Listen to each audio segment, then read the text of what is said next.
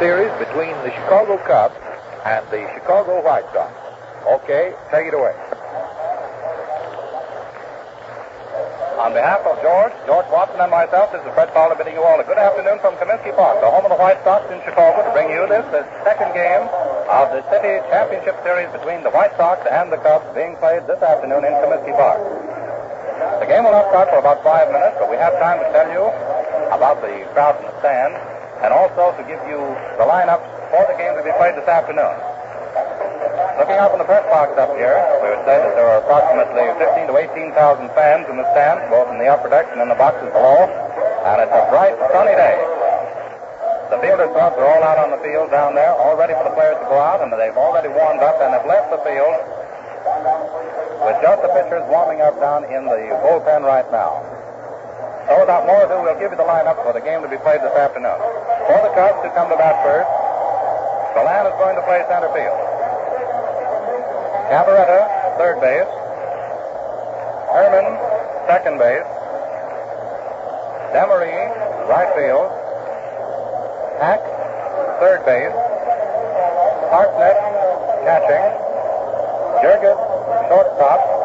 And Warneke will do the pitching. For the White Sox, Radcliffe, left field. Rosenthal, center field. Haas, right field. Venura, first base. Appling, shortstop. Hayes, second base. Dyke, third base. Sewell, catching. And Monty Stratton, pitching. The field announcer is just giving the lineup that we have just given you, and the fans are continuing to pour in. In fact, there's a goodly crowd that's already coming in. As we look out over the diamond here, incidentally, the umpires are just coming in, the 4 umpires for this afternoon, and they are Stewart, Barr, McGowan, and Ormsby. Stewart is at first base, Barr is at third base, and Ormsby at the plate. And now taking out the balls and giving them to the catcher, or rather to the umpire Barr behind, or umpire Ormsby behind the plate, filling his pockets with them. And incidentally, we're going to tell you that the grandstand is sprinkled with a goodly supply of overcoats this afternoon. You know, did we say something about football starting? That's right, it's football season right now. The baseball season is practically over with just the City Series to wind up the season. And the overcoats are coming more into prominence with mufflers showing up here and there. There's a very colorful crowd out in the stands this afternoon. There's a very mild, moderate, gentle wind blowing. In fact, I should say it was coming very gently from the west to southwest, west to southwest. Is that about right? Yeah, about southwest, George remarked. The breeze seems to be coming from the back of the box here, so it is blowing in a northeasterly direction, which will help if the ball gets above these stands in carrying it into that center field bleacher out there, which is about 440 feet. Yes, there's only been one ball ever hit in there. It'll have to be a little bit stronger wind than it is today to carry it really into it. Nonetheless, it is a perfect baseball day. It's one of those days that can be adapted to almost any sport, whether it's baseball, football, or whatever it happens to be. And there go the White Sox onto the field to take their position for the first half of the first inning. The White Sox all dressed in their white uniforms, and the visiting Cubs will be in their gray visitors' uniforms this afternoon. And now the game is just about to start, and so for the play-by-play for the first few innings, here he is, George Watson. All right, George.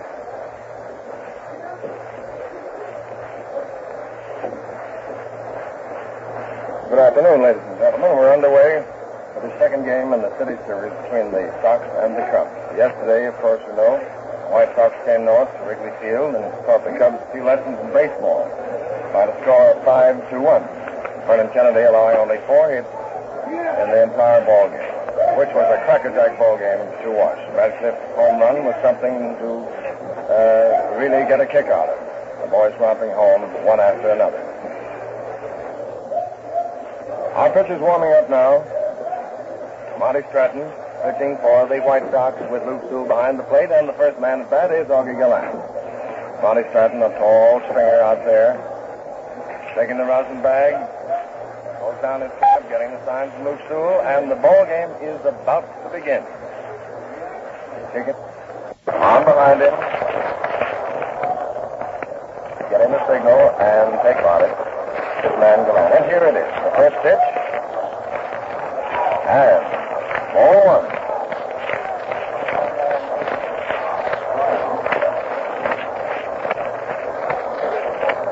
Pitch.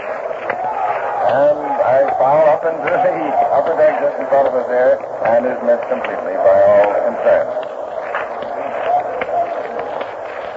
Strike one. And ball one on Augie Galan. Stretch and the pitch. And he foul picks one into the midst of deep stool for strike two. Strike two and ball one on the hitter.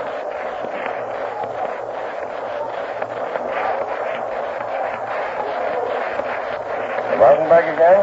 Marnik Stratton, a tall right-hander, pitching to Augie Galan, batting left-handed. And an underhand shoot which developed into a ball. So it's two strikes and ball two. 2-2.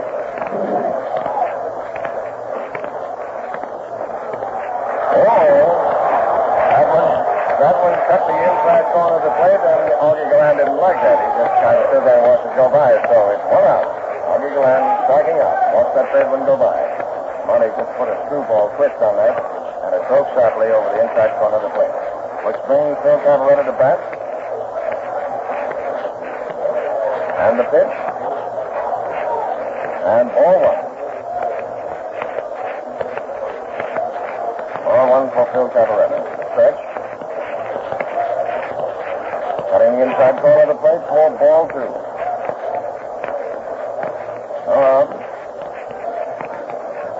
One out, rather. Sorry. Galan struck out. One out the first half of the first inning. And the pitch. A sharply hit ball down to the second baseman, and he is out. Or the second out.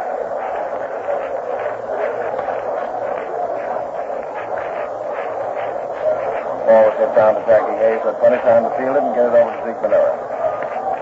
Which brings us Stanley Hack at bat, hitting right-handed. 2 out.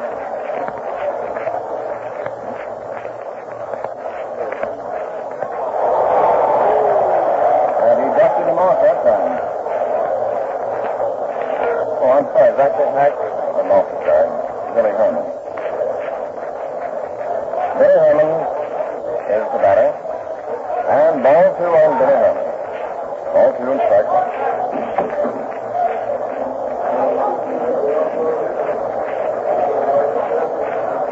Getting ready to pitch, the stretch. Another one of those underhanded curves. Broke sharply across the plate. Strike one. Ball two.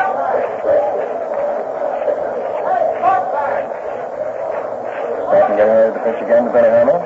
And Billy takes a nice cut at that ball. High fly out into left field. And is taken very nicely by Ripper Redcliffe for the third out. No hits, no runs, and no errors for the Cubs in their first half of the first inning in this second game between the White Sox and the Cubs.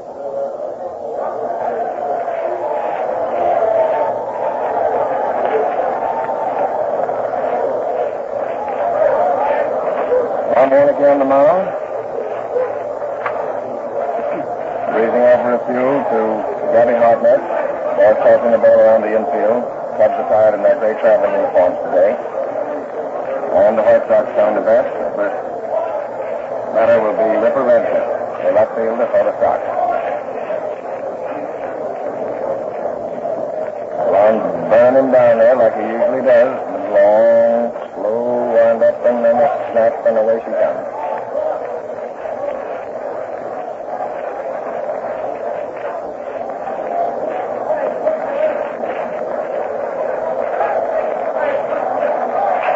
Redcliffe gets quite a hand as he comes out. Naturally, the fans are pretty crazy about him, but what he did yesterday by knocking that ball out into the right field bleachers out at Wrigley Field. Redcliffe is at bat. Ron Warneke on the mound. And we're ready to go. Batting left-handed against the right-handed pitcher.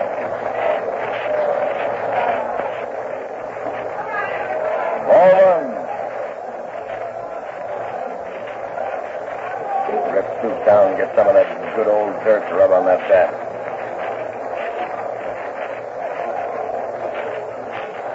Ron rubbing up the ball. Get that horsehide a little loose on there so it'll do a lot of twists and turns. Here she comes. Stretch and the pitch. And right over the heart of the plate for strike one. Strike one and ball one.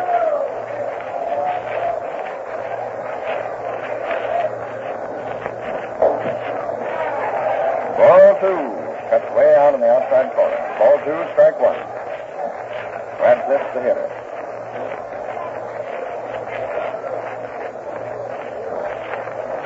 Getting ready to pitch. There's the windup. And a beauty right over the heart of the plate. Rather a slow ball. Had a very freaky curve. Seemed to kind of lob over it. Radcliffe stood by and just let it go. Strike two and ball two. Ball three. Ball three, strike two on Ripper Radcliffe. First man up in the Sox part of the first inning.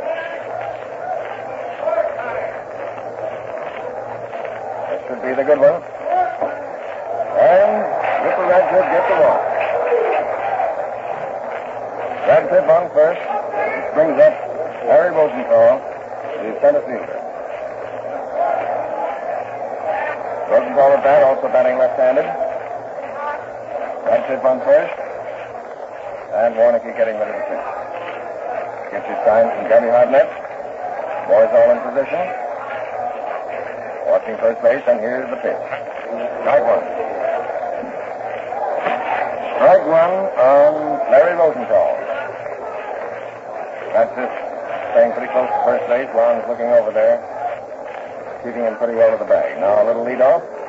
Watching him, the pitch. And he tries to bunt, but it turned out foul. So it's strike two on Larry Rosenthal. Boy striking the ball around the infield. Back to Warneke. He's still working on that ball, trying to get that cover loosened up a little bit. The rosin bag. Steps up to the slab. Gets the sign from Gabby Hardnett. And the stretch.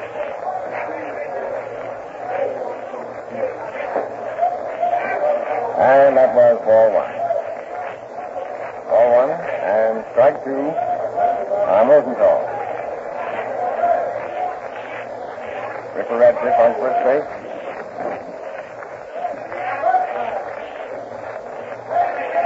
There's the leadoff. Leave about 10 feet off the bag. And right straight through the box, a nice shot single. And now he's held up at second. Throws a little wide. Holding Radcliffe at second. Rosenthal singled sharply right through Warneke. Went out into center field. So now Mr. Warneke is in rather a hole. No out. The man on first and second, which brings up Zeke Ventura, or the New Haas. New Haas at bat. Man on first and second. Warneke is in a hole now. Foul off to the left up in the second deck of the grandstand. Strike one on New Haas.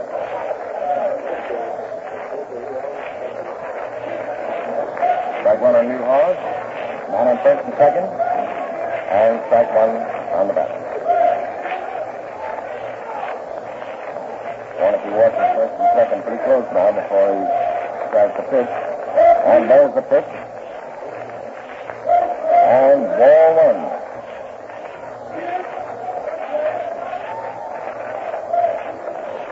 The infield playing in close now and figuring that Haas might attempt a bunt. Ball one and strike one. Ball two outside.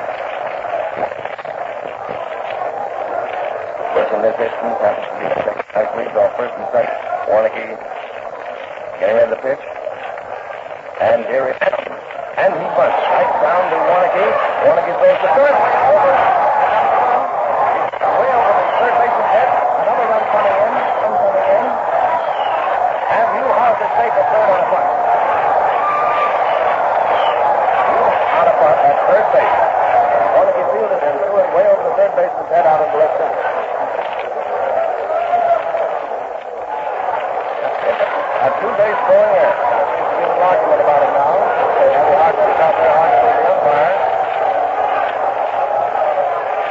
threw about 6 feet over the third baseman's head and went way out into left center. And we have 2 runs in and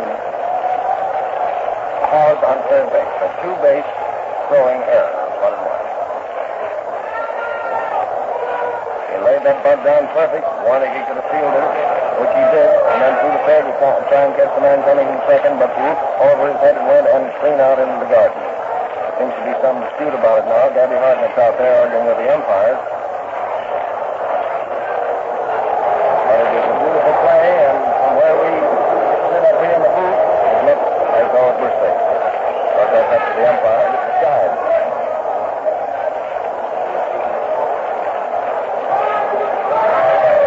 Rosenthal scored on that, bringing Haas up to third base, and nobody out. Well, there's a picture of the ball game in the White Sox half of the first inning. Gabby's still arguing down there, but I guess it's going to go. So there's 2 runs in, no outs, and Hugh Haas on third base by virtue of that bunt he laid down. Warneke fielded and threw over the third baseman's head, which was a 2-base throwing error. Ciavarella is at bat. The right-handed hitter. Strike 1 and Ciavarella.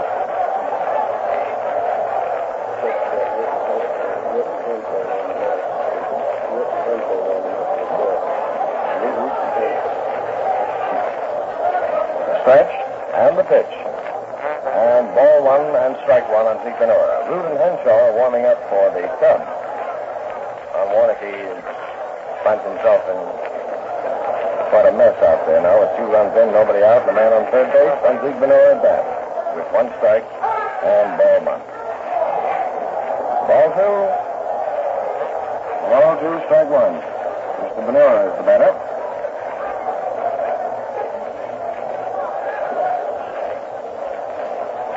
Warneke getting his signal from Gabby Hartnett.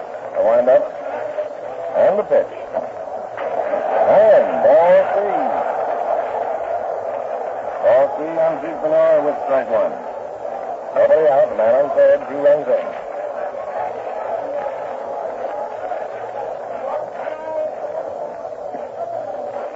And the pitch. And Zeke gets a hold of one, which is going foul into the lower boxes to our right. Strike 2 and ball 3. Nobody out. Score 2-0 for the White Sox in their half of the first inning. Warneke getting ready to pitch. And here it is. And he fouls another. Right back into the screen. So it's strike 2, ball 3. Luke Atling is the next at bat.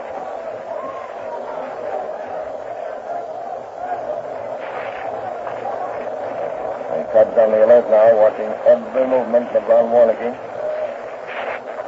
And Luke fouls another over into the White Sox dugout. The count remains the same. 3 balls, 2 strikes. And Drew Hall's on third base.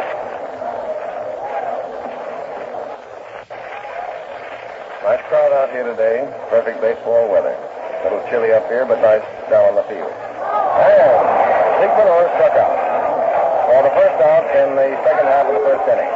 Luke Atling coming to bat. Hall still on third base. Luke Atling, the captain batsman of both leagues. And Luke gets a mighty nice hand. That's right-handed. Warneke still rubbing up that ball. Getting ready to pitch now, getting a sign from Gabby Hartnett. And here it comes. Ball 1. High and on the inside. High and on the inside. Ball 1 for Atling. And ball 2. That broke sharply to the outside of the plate. About knee high. Boys playing in close now. Warneke using the rosin bag quite frequently. And the pitch. And he, a sharply hit ball down to Billy Herman at second, and it developed into a two-bagger. That ball took a nasty hop. It turned right off of Billy Herman's. That ball would be called a hit. A ball that it looked like Billy could field, but it took a sharp bounce off his shoe, and it's called a hit. And Luke Appling pulls up at second base. The ball bounded high right out into the right field. And another run in, so it's 3-0 for the Sox. Haas scored from third base on that two-bagger. Which brings us to bat Jackie Hayes. 1 ball.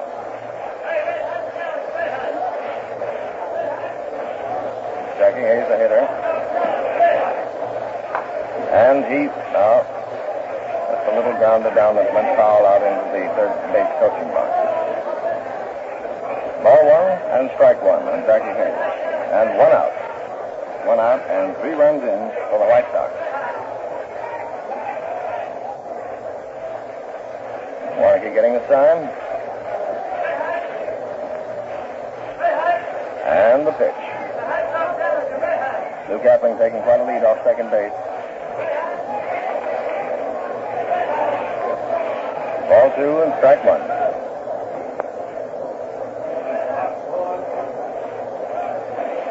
He stands up at the plate very much like Luke Appling, about the same stance. And strike 2.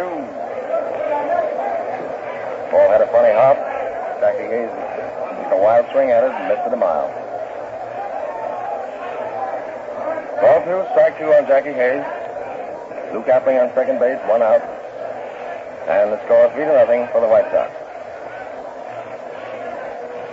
Here's the pitch. Gabby Hartman's calling him for the umpire. He got that ball, his right hand went up.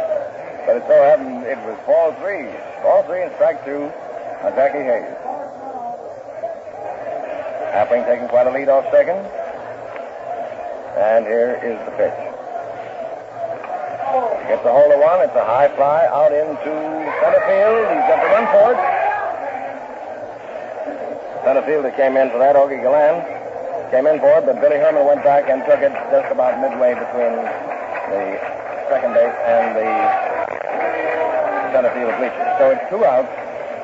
Jackie Hayes flied out to Billy Herman, and manager Jimmy Dykes is at bat. Score 3-0 for the White Sox. And 2 outs.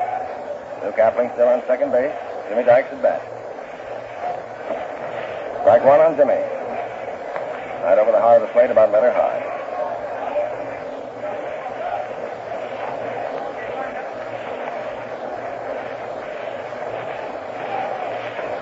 Still the second half of the first inning. Strike 2 on Jimmy Dykes. 2 out. Appling on second. Strikes at bat. And 2 strikes on manager Jim. And he struck out. Went down swinging. That ends the first half, or the last half of the first inning. Ladies and gentlemen, the sum has 2 hits and 1 man left on base. And now, ladies and gentlemen, yesterday afternoon, we didn't have us, but this afternoon, it is our pleasure to bring to you that ace, that dean of sports announcers, the man amongst men, that outstanding man. Here he is, in the flesh himself, HalTott. Hey, can I get my head in this booth after all of that? That's all I want to know. Whoa, man. Hey, George, what kind of a system do you use down here? Oh, just, you know. You're terrific. This is another, George. This is Watso. Gee, Watso. Oh, that's yours. I see that's the smaller system. Well, I see I've got a lot of competition. How things go yesterday? Here, I thought I was going to have a vacation. Here I am back at work again. No golf. No. Well, anyway, it's worth looking at, no matter what way you look at it. And going into the second inning, the Cubs are at bat. The White Sox leading 3-0, and we're bearing down with, let's see, who's at bat. Frank Demery, the first man up there, and Strata starts to wind up the pitch. The first one throws, and it's a fastball inside across the weight for ball 1. 1 ball called. That's just Watson sitting down in his usual quiet manner. And there's balls 2. It's a fast one inside in which Demery had to twist away from it to keep from getting hit. Sewell picks it up, looks it over, and calls for another one, which umpire Ormsby tosses him, immediately throwing the other ball out of play. And Sewell stands there, rubs the old shine off, throws the ball back out to the pitcher. Stratton has it and also does a little rubbing up on his own hook back of the mound. It's 2-0, 2 balls and no strikes on Demery. First man bat for the Cubs in the first half of the second. And there's strike 1, a beauty down the middle across the letter. Strike, let it go by without offering at it. And the count is 2 balls and 1 strike. 2-1. He hits the next one, a drive into left field. Radcliffe comes in nicely, though, and makes the catch for the first out in the second inning. The ball was well hit and curving a little bit toward the line, but Radcliffe came in. He was playing clear out to the wall and made the catch easily for the first out in the second inning. 1 out, and Stanley Hack, the Cubs' third baseman, a left-handed hitter, tall, slim boy, steps up there to the plate. Hackett's bat. And he takes the first one and slips by wide across the knees for ball 1. 1 ball call.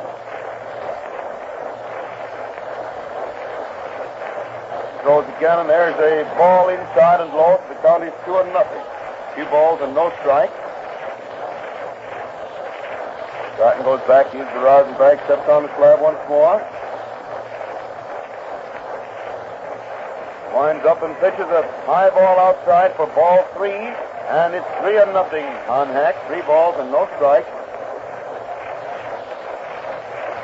3-0 the count with the pitcher waiting out there again. Stands there with his back to the plate, rubbing up the ball. And then turns around, walks slowly onto the mound once more. Has the sign, winds up, and pitches, and the hitter gets ball 4. It's over the plate, but too low. And Hack gets a base on ball that puts him on first base with 1 out in the second inning for the Cubs. And Gabby Hartnett, Cubs catcher, gets a hand from the Cubs fans and a big boo from the Sox fans as he steps up there. Gabby was protesting before on the air by Warneke, claiming only 1 run should have come in when the ball that was thrown by Warneke went into the canvas down the left field line. And the Sox fans, of course, didn't like that at all and are telling him in no mean language every time he moves around, which is the old city rivalry, boys, the way it should be on both sides of the field. Stratton throws the first one to Gabby, who takes it for a ball. It's over the plate, but too low. 1 ball called. Johnny Cordon coaching down at first base, making all sorts of wild gestures to indicate that he thinks Gabby ought to get a hold of one. Stratton throws again, and Leo twists away to take ball 2. It's inside, drops out of Sewell's glove. And Luke picks it up, throws it back to the pitcher. Hayes dashed over to cover second, but Hack held first as the ball dropped practically out to catch his feet.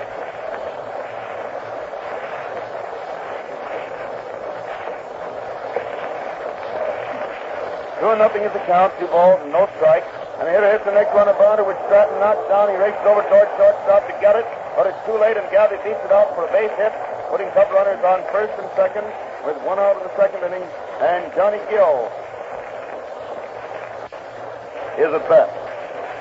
Hard smash right back at Stratton, who made a courageous effort to get it, knocking it down with his bare hand. It rolled over toward the shortstop.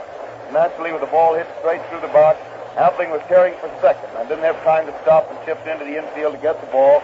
Gabby beat it out for a base hit, and Cub runners are on first and second with 1 out in the second inning. And Johnny Gill, husky left-handed hitter up there. Sewell suddenly calls time and asks for the pitcher to throw a couple to make sure that his hand's all right after stopping that one. Jimmy Dykes goes over to talk to him also. Monty seems to think it's okay, however, they're taking no chances. And Sugar Kane has started to warm up down in the left field bullpen just to be ready in case that Monty does have trouble with controlling that ball. You know, that's liable to numb the fingers and make it a little tough. But he's thrown a couple and seems to think he's all right, so we're ready to go again.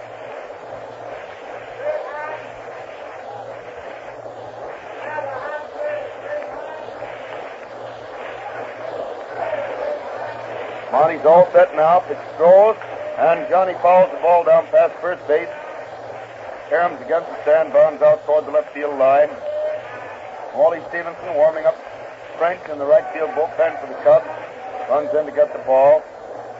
Umpire Stewart takes it and throws it all the way into the screen. Now Stratton swings around. He's ready once more. Throws, and Gill lines the ball into right field for a base hit. Haas is coming in on it. The runner from second is scoring. The runner from first, Gabby, who isn't very fast on his feet, stops at second. Single to right by Gill. Driving in Hack to make the score 3-1 in favor of the White Sox. And leaves Cub runners on first and second with one out, one run home in the second inning. And Bill Jurgis at bat. Jurgis, the shortstop, at the plate.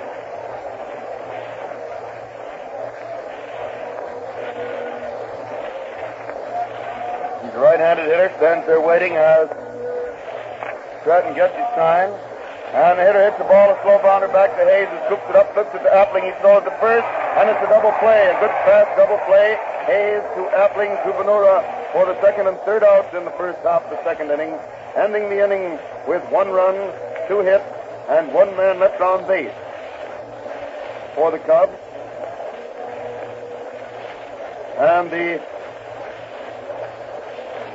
score is 3-1 in favor of the White Sox. White Sox at bat in the last half of the second inning with Luke Sewell, the White Sox catcher, the first man at bat.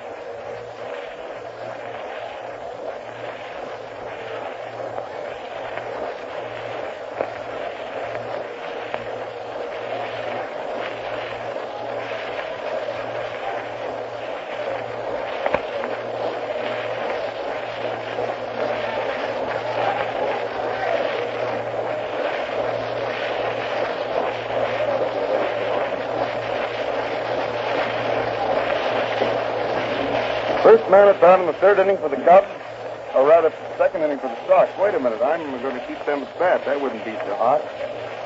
Here we go in the second inning. I guess this score would say, it's sort of funny to see either Chicago team hitting first in an inning. Here's Luke Sewell at bat to start the last half of the second. He hits the first pitch, a high fly in short center field. Billy Herman racing back, finally calls for the ball and grabs it. He had to get it because neither Demery or Galan could get in quick enough to reach it. And so Billy Herman makes the catch pretty well out into right center, having to go a long way to get it for the first out in the second inning. And Monty Stratton gets a swell hand from the fans as he comes walking out of the dugout and up there toward the plate. Stratton at bat with 1 out in the second inning for the White Sox. The score is 3-1 in favor of the White Sox. And Warneke gets the sign, starts to wind up. Pitches, and it's a strike over the heart of the plate about waist high. 1 strike to count. Warneke waits there again, winds up once more, and throws, and the hitter takes a strike over the heart of the plate about waist high, and it's 2 strikes. 2 strikes on Stratton.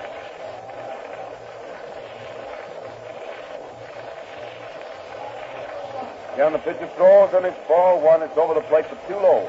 The count is 1 ball and 2 strikes on Monty.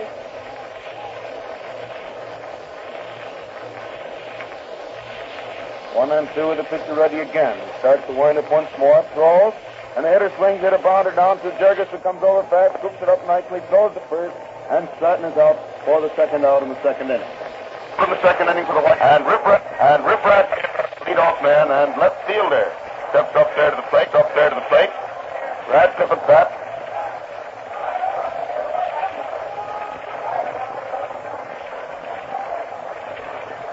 Winds up, throws, and Radcliffe takes a strike over the heart of the plate. Loosened up pretty well, although he loosened up in the first inning when they got busy on him. He's loosened up too much. The next one to follow it on the ground back of the plate for strike 2, making it 2 strikes on the Ripper.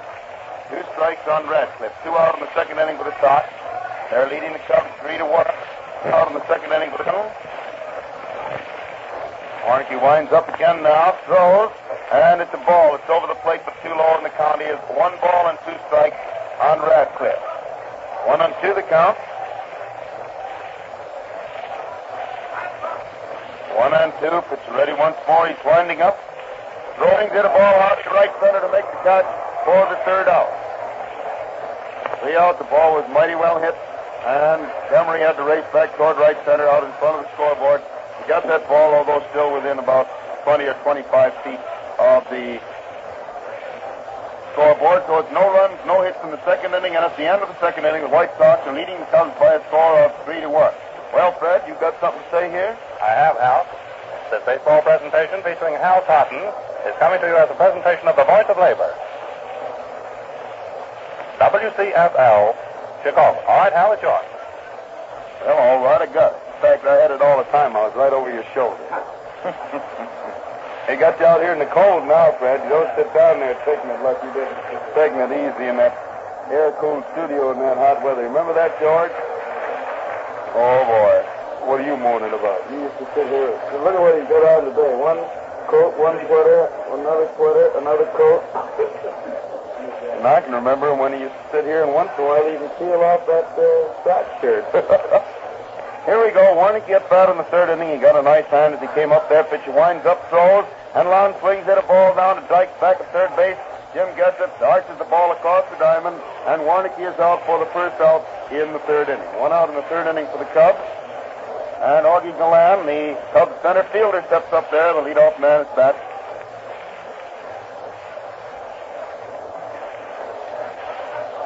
Stratton stands there, getting his side, winds up, and pitches. And here's a high fastball inside for Paul Watt. One ball called. Sewell suddenly walks out into the infield with the ball this time before throwing it back to Stratton. Comes back behind the plate again. And Monty steps on the slab once more. Starts to wind up again and pitches. The hitter takes ball two. It's a curveball down by the knees. And the count is 2-0 on Augie. 2 balls and no strikes. Cubs in the last 2 innings have shown an inclination to wake this pitcher out. And there's a strike curving towards the hitter. Stayed over the inside corner a little above the knees to run the count 2-1. 2 balls and 1 strike on Gallan. Augie flips the dirt aside, then steps up to the plate. Starts to wind up, throws, and he leans back to take ball 3 inside across the shoulders. So it's 3 balls and 1 strike on Gallan. Augie batting left-handed as he always does against right-handed pitching. Waits. Stratton winds up, throws, and the hitter swings it a high fly to right field. Haas jogs in easily. He's waiting for it. Has it, and it's 2 out in the third inning. 2 out in the third inning for the Cubs. And still Ciavarella, the Cubs first baseman, left-handed hitter also, steps up there to the plate. Ciavarella at bat. Stratton on the slab. Getting his side, starts his wind-up, and throws, and the hitter swings it a high fly out into short center field. Rosenthal coming in fast, Appling going out there, and Luke makes the catch nicely. Oh, he was going and still had his back to the infield as he caught that ball dropping out in front of him over his shoulder to make a nice play for the third out. And it's no runs, no hits in the third inning for the Cubs. The score remaining 3-1 in favor of the White Sox. Sox at bat in the last half of the third inning. The first White Sox hitter, Larry Rosenthal, who seems to be the big shot in the attack for the Sox so far, although Appling is also keeping up with him in the hit department. Each one has made 3 hits in the 2 games. Let's take a look to make sure. Yesterday, Rosenthal had 2 hits and 4 times at bat. Now Appling had 1 hit and 2 times at bat. He had the 2 walks. I knew their percentage was the same. So Rosenthal now has 3 hits in the series, and Appling 2, as far as the White Sox are concerned. Oh, Lucius Luke showing it's no luck that he was up there leading both leagues in hitting. Last top of the third inning, Rosenthal up there at the plate. Husky left-handed hitter, who, from all prospects, should be one of the real rookies of the year next summer when he gets the first full season. He hits the first pitch to fly to left field. Gill is going back, grabs for the ball, and makes a great backhanded catch of it. The only trouble was he wouldn't have had to make a great backhanded catch of it if he judged it right in the first place. Johnny went racing way back there to the wall, but he was running almost in the wrong direction. And finally, at the last minute, he veered over toward the foul line and made a one-handed backhanded stab of that long drive and held onto it for the first out in the third inning. And now Haas at bat swings the first pitch to foul it up into the second deck and a bounce clear back out into the field. And it's 1 strike on Haas. 1 strike to count. He winds up again, throws, and Mule swings and fouls the ball off the end of the bat. It just missed Venura, dashed over and hit the stand to the left of the plate and rolled back out in the field. Zeke gets it, throws it over to the Batboy, who decides it should go into the screen, not the bench. Rolls it over to the announcer down there. So it's 2 strikes on Haas. With the pitcher waiting there again, he winds up and throws, and Mueller takes a wide one low for ball. And the count is 1 ball and 2 strikes on Haas. Warneke gets the ball back from Hartnett. Stands there getting his sign. He's winding up and throws, and the hitter swings the high fly out into left field. The left fielder Gill starts in on that, then changes his mind, backs up a little, and has that one easily for the second out. So it's 2 out in the 3rd inning for the White Sox, and Banura is at bat.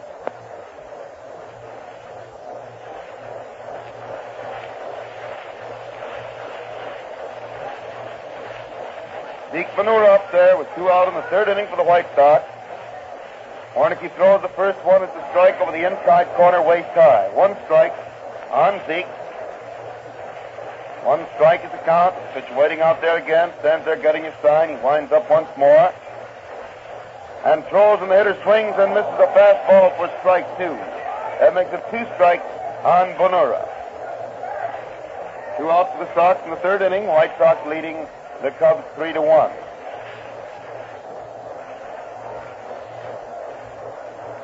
Ready again, winds up, throws, and it's over the plate for 2 low for ball 2, or ball 1 rather. The count is 1-2, 1 ball and 2 strikes on Big Zeke. 1-2 the count. Warneke waiting for the sign, has it, winds up again. Throws, and the hitter takes ball 2, and Hartnett wags his head at Warneke as though to say that ball didn't go where he expected it to. Throws it back to Lon, flips the glove up over his wrist, rubs the ball up a little bit, uses the rosin bag, and comes back on the slab. Count of 2 balls and 2 strikes on Banura. Warneke again winds up, throws, and Zeke gets the 3rd ball. That one just barely missed the outside corner across the knees, and so Gabby takes the ball to look it over, can't find anything wrong with it, throws it back to Dick. Warneke wipes his hands dry, looks over the boys out there in the field, and throws the next one high and inside for ball 4, giving Zeke a base on ball. Well. He had 2 strikes on him and then threw 4 consecutive bad ones, so Banura gets a walk, and he's on first base with 2 out in the 3rd inning, and Luke Appling at bat.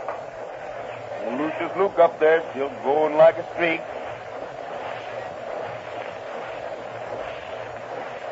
Warneke seems to have a sign. He's ready to pitch and throws, and it's inside and low for ball 1. 1 ball called. 5 consecutive bad ones that Warneke's thrown out there. 4 after getting 2 strikes on Banura to walk Zeke. And now 1 on Appling. So it's 1 ball called with a pitcher waiting there again. Adjusts his cap, swings around as he gets the sign. There's a stretch to first base. Then throws over there. The runner just barely slid back ahead of the throw, and it was pretty doggone close. Zeke wasn't expecting that, and had a pretty big lead, so had to slide back feet first to get in there. 1 ball called, and the pitcher is ready now to pitch to Appling again. Still watches the runner, but pitches, and Luke hits an easy bounder down to Billy Herman, who gets it, throws to first base, and it's 3 out. No runs, no hits, 1 man left on base in the 3rd inning for the White Sox. And the score is still 3-1 in favor of the White Sox at the end of the 3rd inning. Now, well, I guess they got somebody else down there because Fred's out here, but at any rate, it's the end of the 3rd inning, so if you want some scores of what's going on in that World Series game, we return to the studio. And here we are back in the studios to tell you that the Yankees are having a field day at the Polo Grounds in New York. Schumacher started out and was knocked out of the box, to be followed by Smith, who was promptly also knocked out of the box, and a right-hander, Dick Kaufman, has finally taken Smith's place as the Giant pitcher. Lazari homered with the bases filled for the Yanks in the first half of the 3rd inning. The score is now 9-1 in favor of the Yanks as we come to the close of the first half of the 3rd inning. That's all the scores now, so back to Hal Totten and Comiskey Ball. Back at the ballpark for the 4th inning, the first man at bat for the Cubs is Billy Herman, and he fouls the first pitch up against the front of the second decker, above and to the right of the plate for strike 1. 1 strike. on Bill. Stratton winding up again. Throws, and the hitter takes a high one wide for ball one. So it's 1 ball and 1 strike on Herman. White Sox leading 3-1 in the 4th inning. Stratton waits out there again. Has the side. He starts to wind up. Throws, and the hitter takes the ball inside across the chest. And it's 2 balls and 1 strike on Billy Herman. 2-1 the count.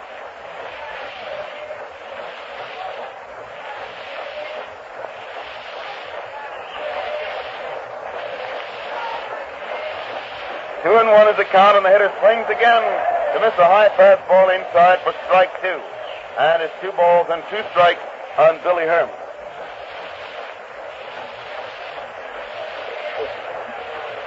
2-2 the count.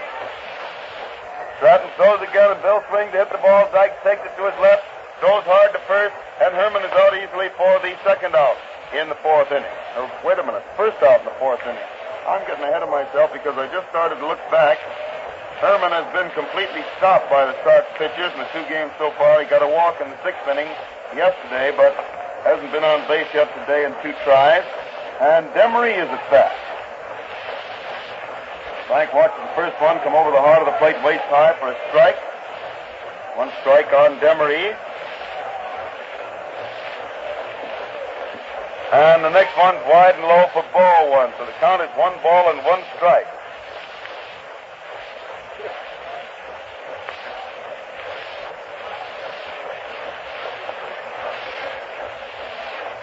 One and 1 the count. The hitter fouls this next one into the second deck down in front of us, a little to our right. And it's 1 ball and 2 strikes. 1 and 2 on Demery.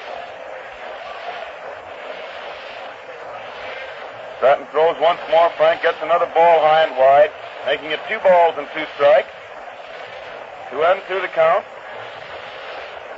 Marnik goes back to use the rosin bag this trip, then comes back onto the rubber once more. And they're getting it signed. Starts to wind up. And pitches, and the hitter swings the high foul going into the stands back at first base. Mueller comes over in his, what pose is that? Number 7, that one with his hand in the air as he comes over there. But anyway, he was shading his eyes from the sun, and ball landed pretty well back in the seats out of his reach. It's still 2 balls and 2 strikes. 2-2 on Frank. And he hits the next for another foul into the stand to the right of the plate. Misses the second deck, goes into the lower. 2 balls and 2 strikes. 2-2 the count.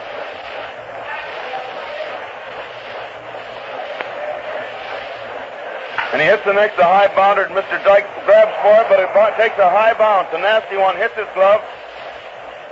Rounds out back of Appling, and the runner is safe at first base on what I imagine is a hit. Because it took a very, very bad hop just as it was about to get there, yeah. It's a base hit for Demery.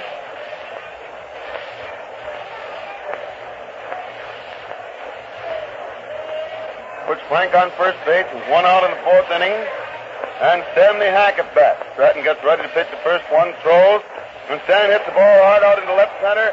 Rosenthal dashes over there and makes a very, very nice running catch and throws the ball into second base to chase the runner back to first. For some reason or other, they didn't have Hack figured just right there, I'm afraid, because Rosenthal was playing in dead center field instead of left center where they usually play Stan.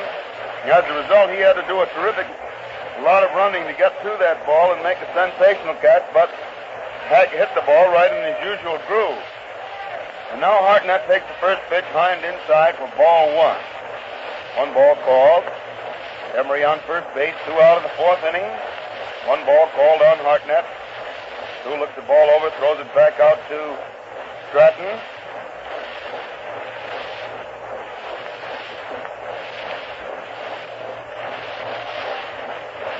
Marty ready again, throws. Gabby hits the ball on the line, and Appling leaps into the air to make a one-handed catch, and it's 3 out. Luke Appling leaps high into the air to make a one-handed stab of what looked like a sure line drive that time, and the White Sox defense again is pulling this club along because Mr. Stratton has not been especially a better pitcher than Warneke. but he's had much the better support, particularly in the case of Warneke himself. So it's no runs, 1 hit, 1 man left on base. In the 4th inning for the Cubs, score is still 3-1 in favor of the White Sox. Sox is bat in the last half of the 4th with Jackie Hayes, the first man up.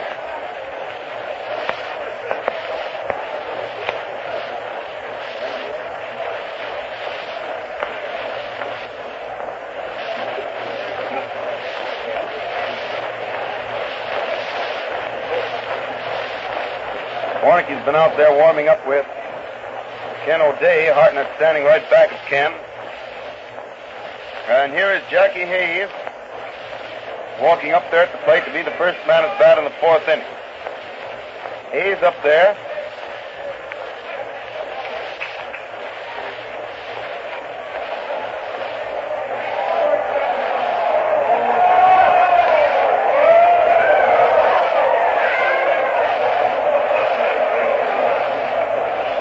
Now the pitcher winds up, throws the first one, and Hayes takes it inside and low for ball 1. You people probably heard this on the switch back to the studio, but the crowd's cheering when the 3rd inning score of the Yankee-Giant game goes up, which shows one of those old Yankee innings. And here's a wide one low for ball 2, and the count is 2-0 on Jackie Hayes. First man at bat in the 4th inning for the White Sox.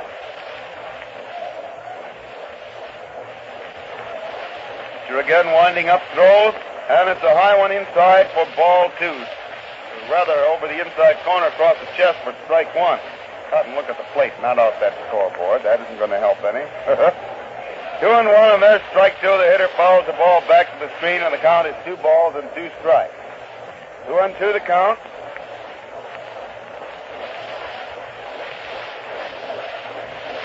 Two and two with the pitcher ready once more.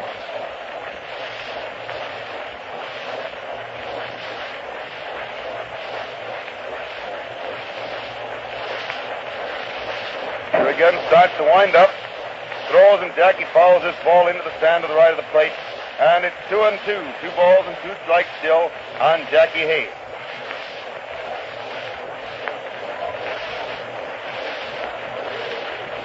Ernie? Well, City Series Ernie's here. How you doing, Ernie? Coffee looks all right. 2-2 is the count, and Hayes swings to the next, hit a high foul to the right of the plate. Ciavarella coming in from first base and makes the catch just about halfway between first base and the bench, and then he threw the ball to Hartnett, who threw it back clear past him, and it goes on down the right field line where one of the boys from the bench gets it and throws it on in. And Jimmy Dyke steps up there to the plate.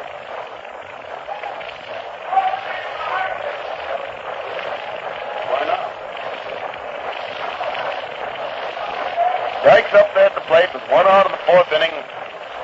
Warneke starts to wind up, throws, and Jim swings, hit a high bounder. Jurgis backs up and goes to his right a little, takes the ball, throws to first. Ciavarella made a swell stretch into the infield.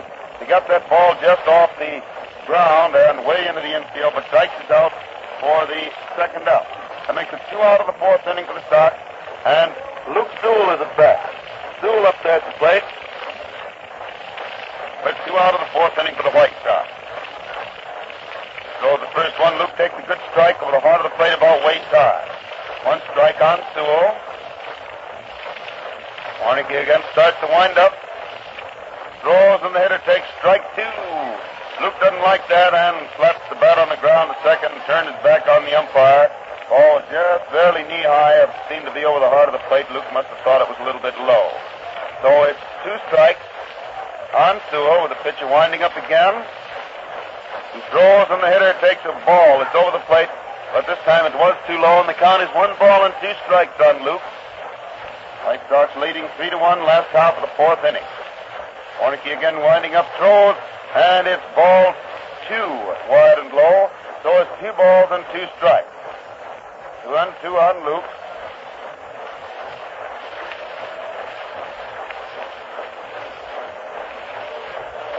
And the hitter starts to swing at the next, but he tried to stop, but he went on through with it, striking out for the 3rd out. Tried to stop that swing, but the ball was bat had started around too hard, and he couldn't pull up on it. And so he strikes out for the third out in the fourth inning. No runs, no hits in the fourth inning for the Sox. And the score is still 3-1 in favor of the White Sox. Cubs coming to bat in the first half of the fifth inning with Johnny Gill, the first man up.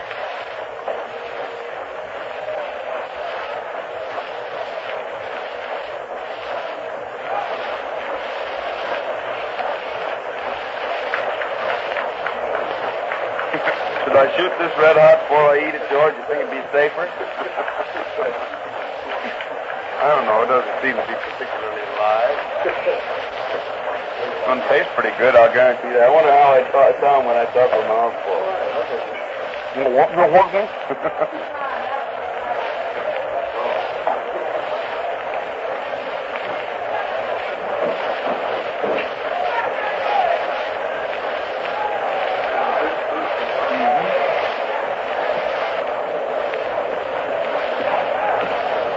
Well, that mouthful was good. I don't know when I'll get back the next one.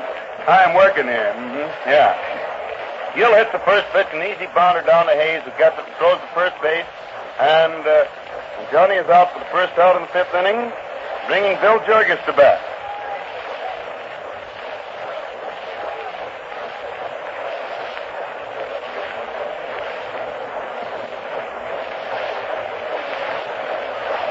Stratton winds up now, throws the first one, and Jurgis swings, hit a hard bounder down to Appling, who gets it nicely, throws the first, and Jurgis is out easily for the second out.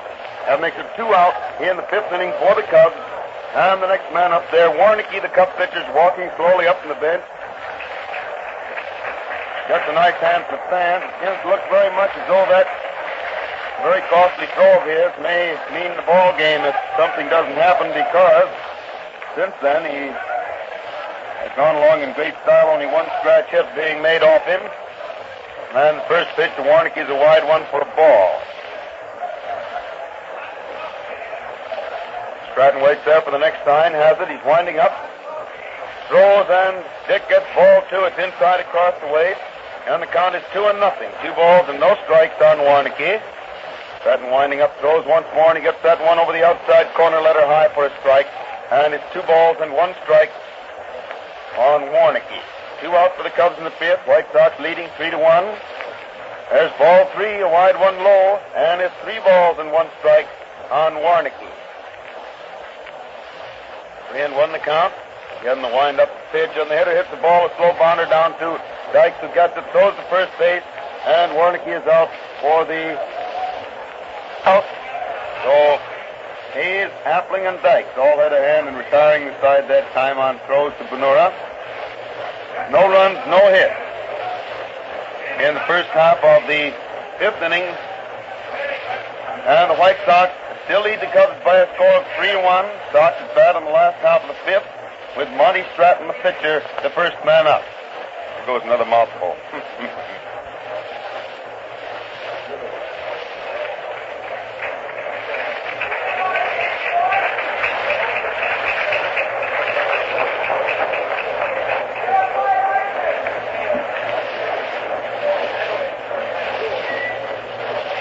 The way this kid's been pitching since he got back in that lineup, after all the operations and things, begins to look more and more as though the illness that caused him all that stay in the hospital and the long layoff to recover his strength and get back in shape may have cost the White Sox not only second place, but possibly more, because he certainly has been a great pitcher since he got back in there as he was before he was taken ill. Stratton at bat, Warneke's first pitch is a strike over the heart of the plate, waist high. 1 strike on Stratton. And Warneke winds up, throws again. Monty swings and hits the ball hard. And Herman makes a great backhanded stop back at second base to get the ball, throws to first. Cavaretta drops it, and the runner is safe. Herman made a wonderful stop back at second base. A great backhanded stop through to first. The throw is out there. There's an error charged, but they haven't told us yet who is charged with it, whether Cavaretta for dropping the ball or Herman on the throw. The error is charged to Cavaretta for dropping the ball. It was a marvelous play by Herman, but Bill dropped the ball.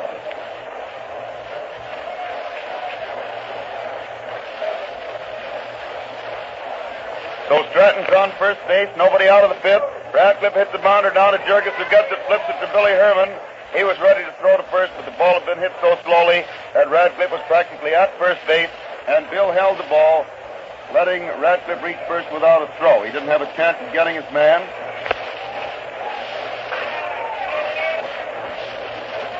So Radcliffe's on first base with one out of the fifth inning, and Rosenthal is at bat.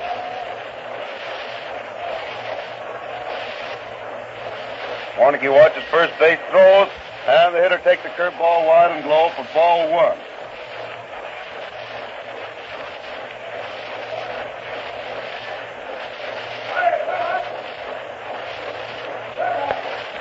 Pitcher ready out there again. Throws, and Rosenthal fouls the ball back into the front of the second deck down below us, and it bounds back down into the field. It's 1-1.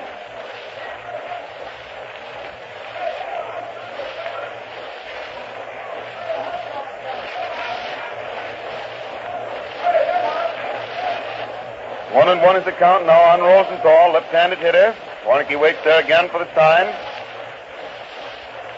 Swings around as he gets it.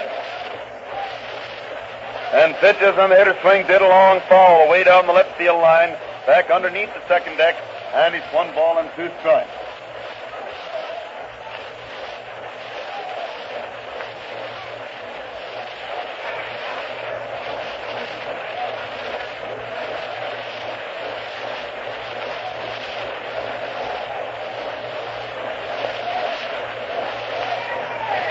Warneke steps up onto the slab again, watches the plate, looks at first and pitches, and the hitter hits the ball out through into left field for a base hit. Jurgis, who was playing pretty well to his left, couldn't get a hold of it because he had a long way to go, and as a result, the ball goes through into left field for Rosenthal's second hit of the day and 4th hit of the series. So the White Sox have runners on first and second with 1 out in the 5th inning, and Mueller Haas at bat.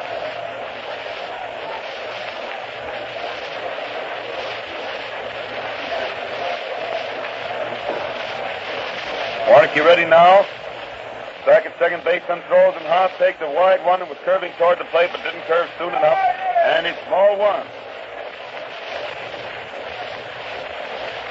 1 ball called.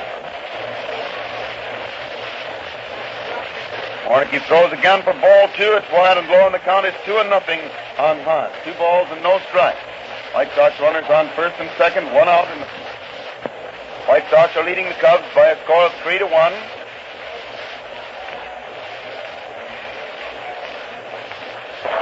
And the pitcher stands there waiting again. Swings right, takes another look back at second base. Then throws, and it's a strike over the heart of the plate about waist high to make the count 2-1 on Haas. 2 balls and 1 strike.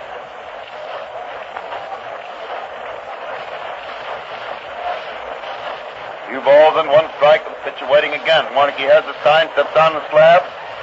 Back at second, and throws, and the hitter swings, hit a foul. It's just up onto the roof of the stand above third base. Almost hit the front of the roof, but just eased up over it. And it's 2-2. 2 balls and 2 strikes on Haas.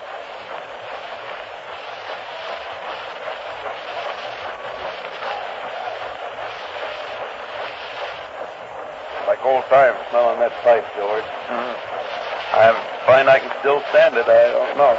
2-2 is the count, but you throws again, and the hitter swings to foul the ball back to the screen.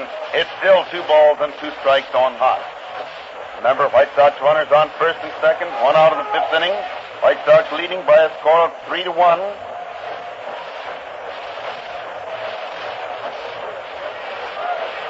Warneke uses the rosin bag again, ups up the ball. Around the runners, then steps onto the slab, and is getting his sign.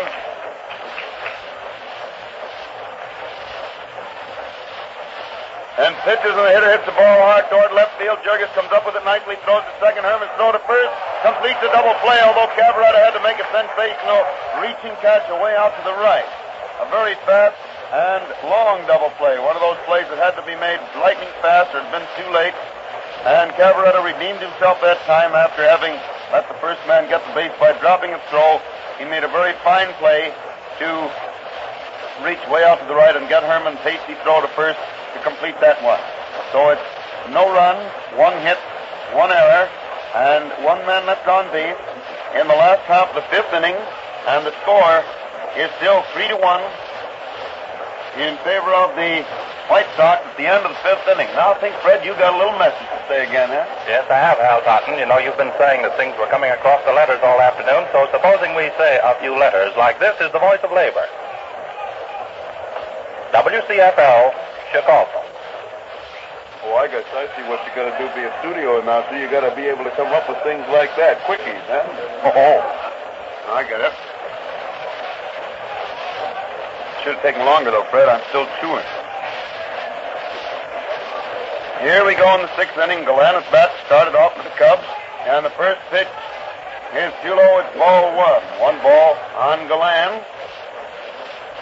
White Sox leading 3-1. Augie swings the next. It's a high fly into center field. Rosenthal's going back, and he's under it now. Has it. It's one out in the sixth inning. One out of the sixth inning for the Cubs. And Ciavarella is at bat. Bill Ciavarella up there at the plate.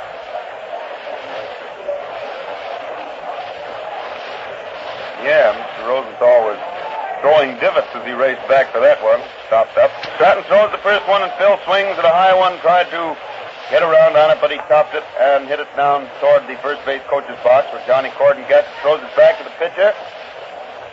It's one strike on Ciavarella. That with one out for the Cubs in the sixth inning.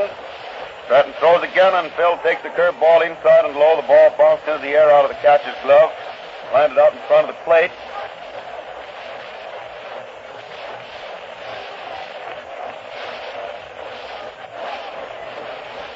And the pitcher winds up once more, throws, the hitter swings and fouls the ball back to the screen. And it's 1-2, 1 ball and 2 strikes.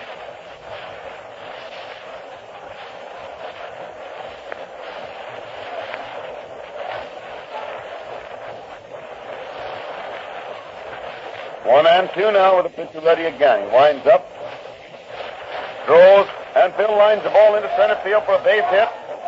A single to center field by Ciavarella, putting him on first base with nobody out in the sixth inning. And Billy Herman up there at the plate. Billy, who hasn't had a base hit in the series so far, and who had a terrific slump at the end of the season, making only about 2 hits in his last 5 or 6 games. Herman at bat, 1 out of the sixth inning. Ciavarella on first base. Score 3-1 in favor of the White Sox. And Herman takes the first pitch in by his shoulders for ball 1.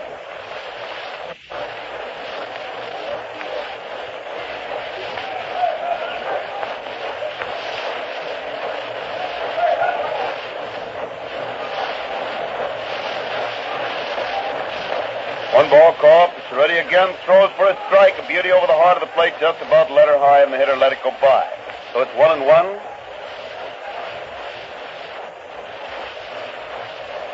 One and one is the count.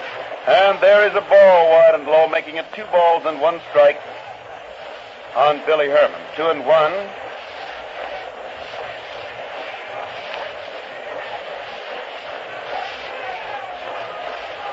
Once again, the pitch is ready. He throws and the hitter swings a high foul coming back toward us, lands just in front of us in the second. Fan caught it there, and the force is catching it. Landed him kerplunk back in his chair there, and it's 2-2 on Billy Herman. 2 balls and 2 strikes. Outfielder's playing him fairly deep, a little bit to the right. Haas is playing him pretty well toward the line, and Rosenthal a little bit toward right center. And the next one, Herman tried to get away from it, but the ball curved in and hit him on the right wrist or right hand. Charlie Grimm comes tearing in from the coach's box and apparently hurt him pretty much. And Luke Sewell bends over him. Stratton comes in to take a look. And the trainer, Andy Lotshaw, comes running in. Woody English, the captain, running out of the bench up there at the plate. That ball seemed to sail as it got up there at the plate. Here comes Doc Davis now, the club physician. Well, they'll have a real delegation up there. And Herman shows any signs of being hurt that way, you can count on it. He's plenty hurt because he's one of these boys that doesn't show much in the way of emotion when he gets bumped or cut or anything else. And that ball seemed to hang out there in front of him. He started to step one way and then another, and then it shot in toward him and hit him. Doc Davis is now working on his wrist to see whether it's might possibly be fractured, or if he can see any signs of it, he'll go right out of there. And they're all standing around. In the meantime, Ciavarella had gone to second base and is standing out there talking to Appling. Hayes also there. Herman walks away from the crowd and stands there and leans over on his knee. Charlie Grimm talking to him, telling him if he doesn't feel all right to get out of there. And Billy probably wants to stay in. Stratton starts back to the mound to throw a few to Sewell. Keep loosened up there while the rest of the boys still gather around. Jimmy Dykes, the manager of the Sox, is also up there, taking a big look, and Benura's in there also. Herman finally decides to go on down to first base. That right arm is hanging alongside of him. He walks down there, but he gets a nice hand. Benura walking alongside of him, the two of them talking.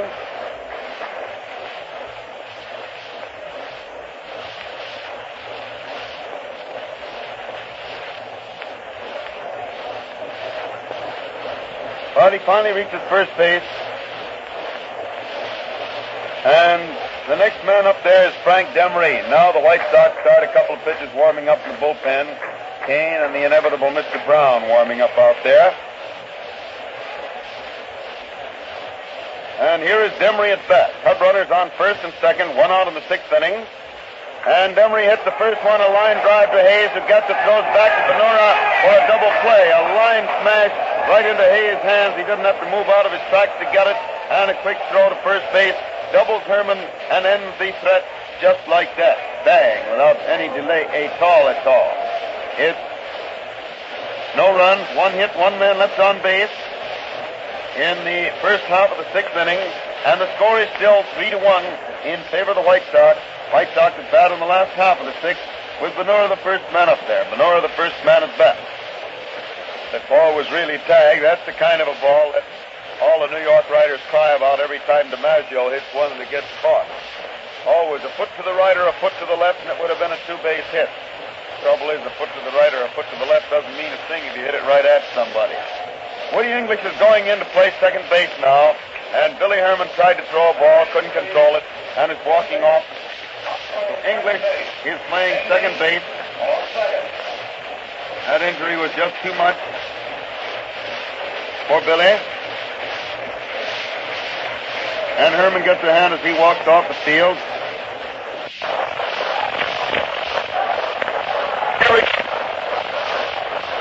Pitcher Warneke out there gets his time, starts, throws, and the hitter hits the ball right to the good hard line single.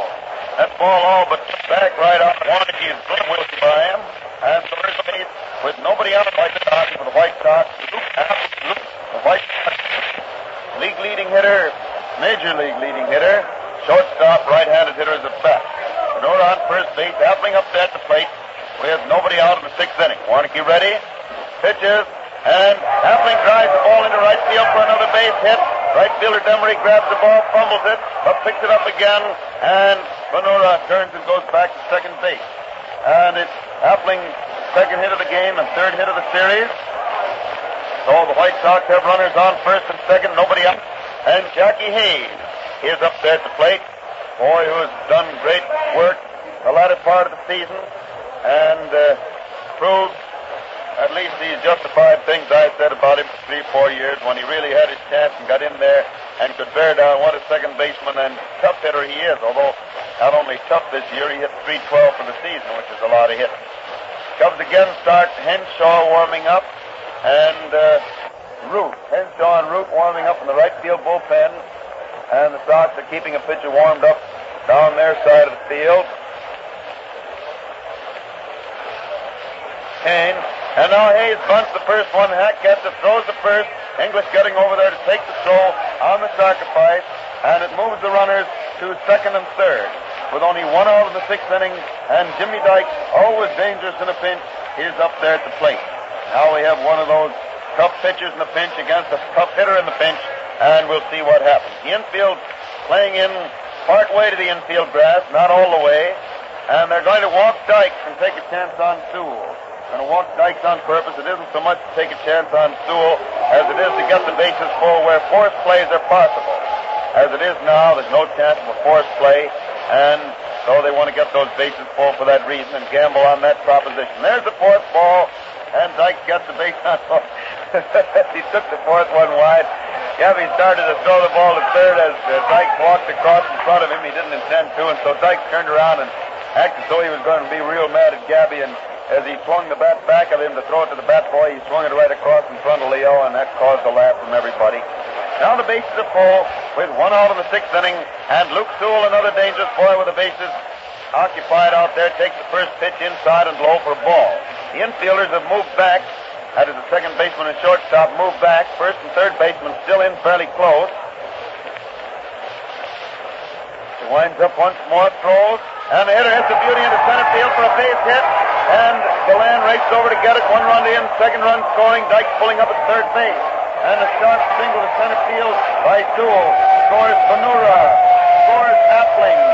And puts Dyke on third base. So the White Sox have runners on first and third. 1 out. 2 runs home in the 6th inning. They're now leading the Cubs by a score of 5-1, the same score by which they won yesterday. And Monty Stratton, White Sox pitcher, is coming up there to the plate. Stratton at bat. Old Lucius Luke, same way as he did all through the season when there were runs out there to score. You could almost always count on Sewell getting a hold of one, hitting it somewhere. Stratton hits the first pitch, a drive into left field for another base hit. Gill is coming down there. The runner first going for third. Gill gets the ball, throws it into third base. The runner bound slides in, and the ball bounds out past third base. Jurgis gets over there, gets it, but Stratton slides into second base. Ball bounded and hit the runner as he slid into third, and then as Hack stood there looking for it, Stratton tore for second. Jurgis had to come all the way over to get the ball and throw it to second base, and as a result, the runners are on second and third with another run home, and Mr. Stratton still appearing as a base hitter of considerable worth and merit as he did in that last game of the season. George, did you notice whether they called an error on that throw-in or not? Did anybody look up to see? And now, Henshaw on who? Error on Hack. For heaven's sake, they called an error on Hack, and he never had the ball in his hands. How do you figure that out? Well, that's all right. Henshaw is coming in now into the infield to relieve Warneke.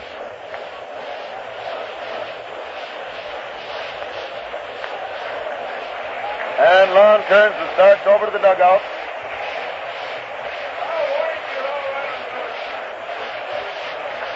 And Henshaw, Little Roy, who is a Southsider, lived out here in this part of town and went to school out here at the University of Chicago, is now pitching for the Cubs.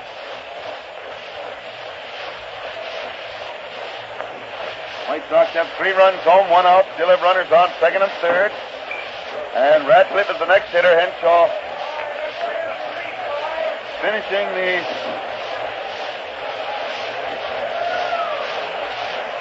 warm-up. Bases Ratcliffe now. Ratcliffe up there. Henshaw starts to wind up. Throws, and it's a bad ball. Wide and low for ball 1.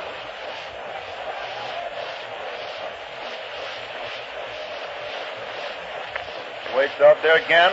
Winds up once more. And there's ball 2, another ball that breaks 2 wide, and the count is 2-0.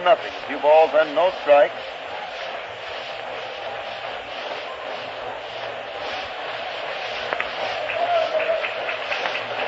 Roy waiting there for the next sign. Has it, he winds up and pitches for ball 3, another ball that curves altogether 2 wide and low, and it's 3-0. Now, in addition to the fact Brutus stopped warming up and Bryant is warming up for the Cubs.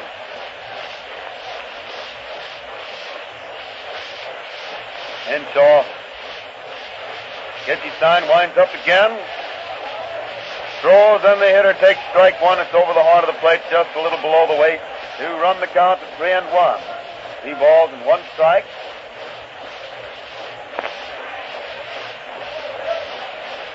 And ball 4 comes by wide and low. Ratcliffe gets the base on balls, and the bases are full.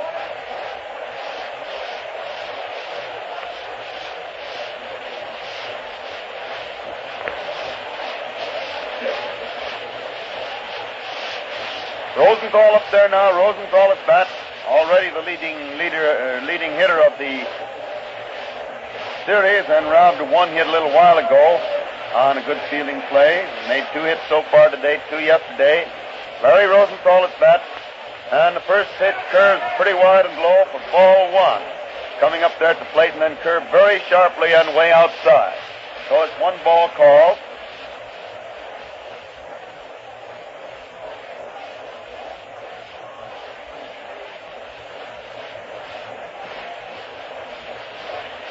Henshaw waits out there again, gets the sign, winds up, throws for a strike over the inside corner waist high to make the count 1 ball and 1 strike on Rosenthal. 1-1 the count.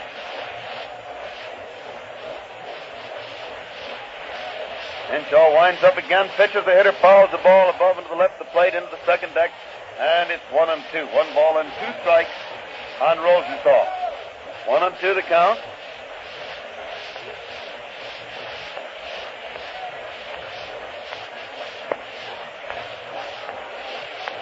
Waiting out there again, takes quite a while. Finally starts to wind up. Throws, and Larry swings, hit a ball hard down to Ciavarella, who grabs for it, and it bounds away from him and gets back to English, who throws the first to get the runner, but the runner is safe. Ciavarella, after fumbling the ball, started after it, but English waved him back to first, and by the time he got back there, the runner is safe, and is charged as another error for Ciavarella, who missed tagging the bag. That rule is definitely covered. When a man fails to tag a base, why, he is charged with an error.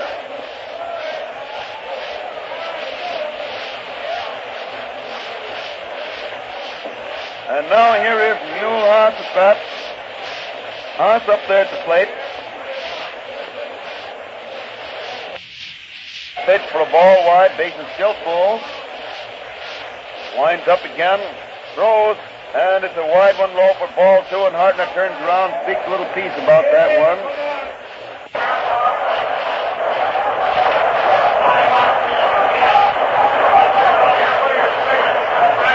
Oran's home this inning. White Sox now leading 7-1. Jurgis comes over and talks to Henshaw for a moment.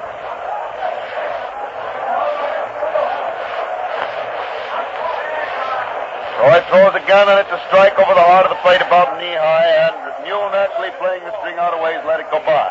So it's 2-1. Infield playing in very close. Bases full. Only 1 out, 4 runs, home in the 6th. Henshaw again winding up, throws, and it's very wide and low for ball 3.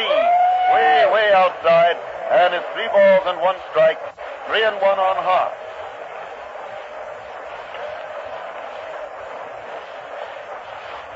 Henshaw waiting out there again. Winds up. Throws, and Mule gets ball 4. It's wide, and a run is forced across the plate. The run is forced home as Haas walks. The 5th run of the inning, and the White Sox lead 8-1.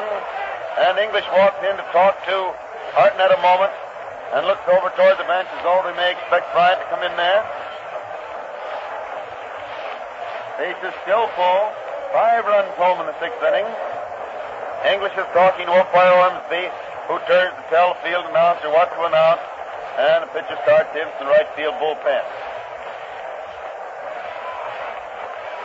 Hartnett's out there talking to Henshaw, leaning on his shoulder. Roy frankly, he had a curveball breaking off today. It was just about as tough a looking curveball as I've looked at for a long time. But he didn't have control of it, and Henshaw is one of these type of young pitchers that if the control isn't there, he doesn't have much chance of going anywhere. He had that ball breaking a foot to a foot and a half many times, never less than 6 or 8 inches, and breaking a little bit too far away from the plate. As a result, he was in the hole most of the time and ended up by walking that man to force in a run. However, there was a chance of his being out of the inning if Cabret had fielded the ball hit right at him. He wasn't charged with an error on that, but he was charged with an error when he failed to touch first after taking the throwback of the ball from English. Now Clay Bryant, big husky right-handed pitcher, is out there on the mound, finishing his warm-up.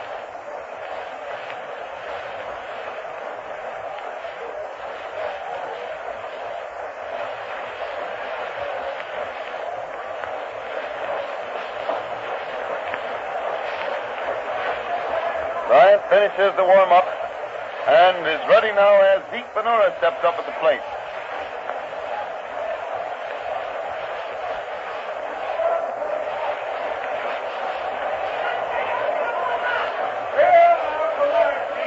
Play takes a look around, see where everybody's playing out there. Now gets ready to pitch the first one to Benora.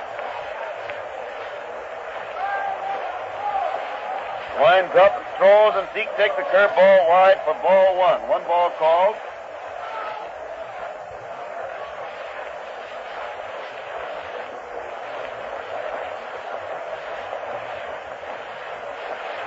Ready again, starts to wind up, throws, and it's ball two. It's over the plate, but too low, and the count is 2-0 on Benora.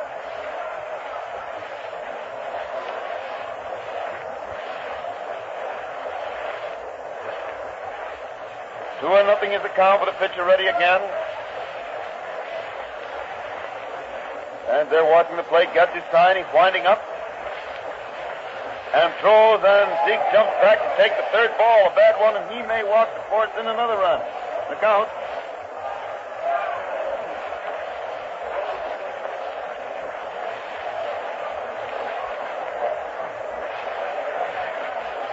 And the next one comes down the middle for a strike. Zeke put on a big act that time. Started for first base. The ball was cut the heart of the plate waist high. Couldn't have been more of a strike anywhere. It's 3-1, 3 balls and 1 strike on Benora. Bryant rubbing up the ball again.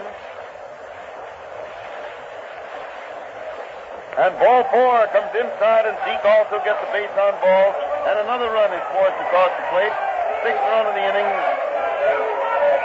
Bringing Luke Appling to bat, with the White Sox leading now by a score of 9-1 in the 6th inning. White Sox leading 9-1. I guess they saw what the Yankees did down there in New York and decided they had to put on a big inning too, huh? Luke Appling up there. Bryant starts to wind up. Throws, and Luke takes a high one inside for ball 1. A slow ball, change of pace. Root is warming up now for the Cubs again. Winding up, throws once more, and it's a strike. Curveball breaking away from the hitter. Caught the inside corner about waist high to make it 1-1. 1-1.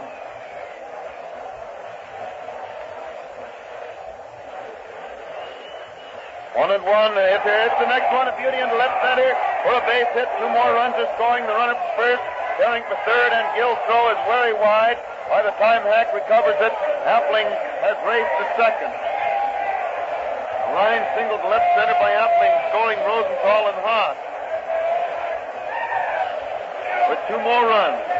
8 runs this inning. White Sox now leading by a score of 11-1. And they still have runners on second and third. With only 1 out. The 1 out being a sacrifice by Hayes, who was now at bat earlier in the inning. Infield still playing back as Jackie takes the first pitch for a strike over the heart of the plate, waist high.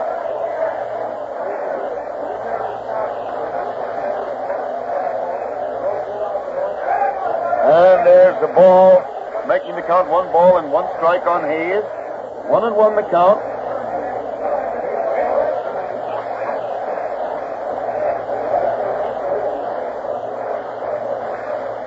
Bryant winds up, throws again. Jackie swings in a high bounder.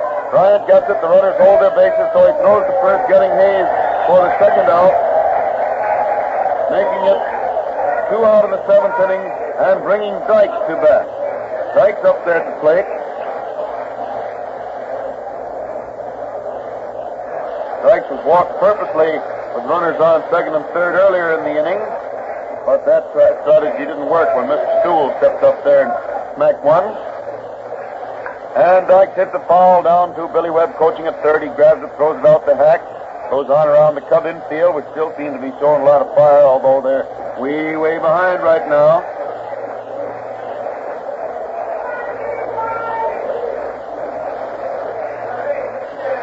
Winds up, throws again, and Dykes takes a slow one, the curveball wide for ball one, and the count is 1 ball and 1 strike. 1-1 the count.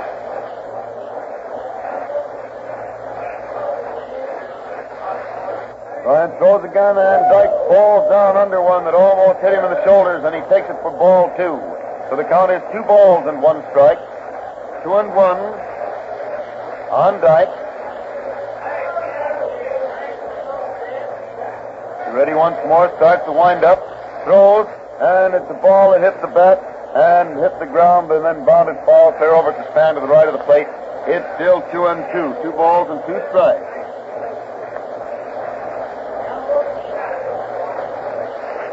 Bryant waits there, rubbing up that ball pretty carefully. Finally starts his wind-up and throws, and Dykes... Dykes did the same thing that time he did before, and he looked at the bat, and he looked at the plate, and he said, I couldn't do it again if I tried. He starts to swing, and then as he pulls back, he doesn't pull back quick enough, the ball hits the bat and bounds down onto the plate, and then Carom's clear over to the right against the stand. 2-2, and there's ball 3. It's inside across the way to make it 3 balls and 2 strikes on Jimmy Dykes. 3-2 the count.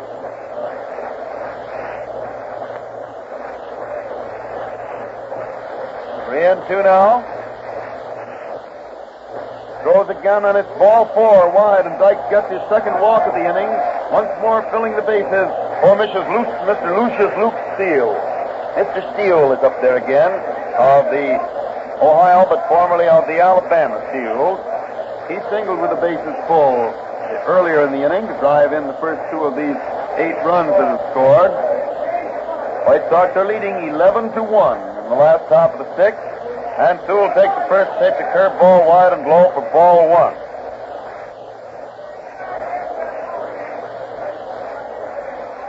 Waits there again, has the sign, he's winding up, throws, and Sewell swings at a pop fly, which English is calling for. He has it, it's 3 out, and they finally retire the side. And of course, the White Sox fans come up with a big howl because they've been waiting for this all year. In fact, for several years. Very several. In the last half of the 6th inning, there were 8 runs. Let's see, 1, 2, 3, 4, 5, 2 errors, and 3. And the score is 11-1 in favor of the White Sox at the end of the 6th inning.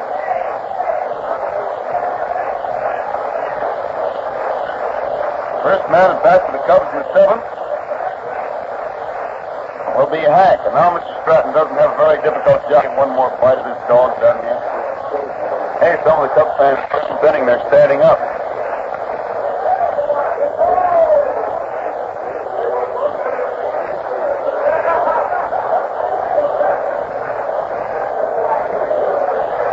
This isn't a hot dog now, it's an ice dog. Cold fucker.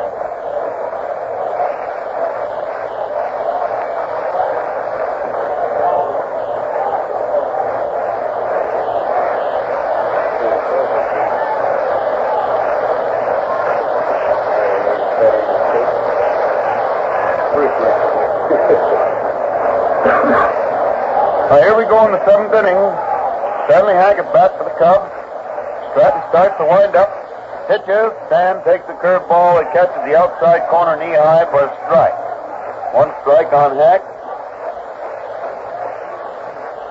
Stratton throws again. The hitter swings, and it's a bounder down to Hayes, who goes to his left to get it. Throws to first, and Stan is out for the first out in the 7th inning.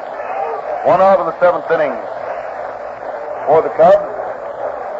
And Gabby Artnett is at bat.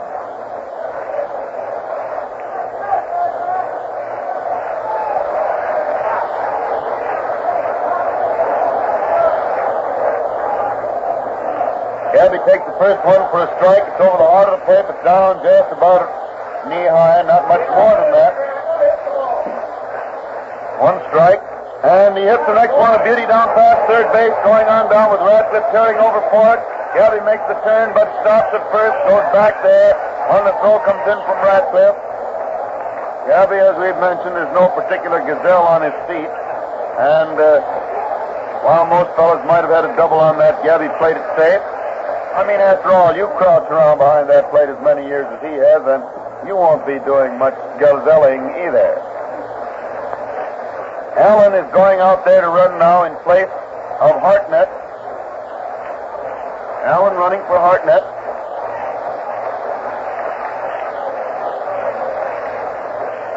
And Gabby gets ahead in the front of the fans. He walks over to the bench. And Gill steps up there taking the first pitch over the plate, but too low, and it's ball one. One ball called.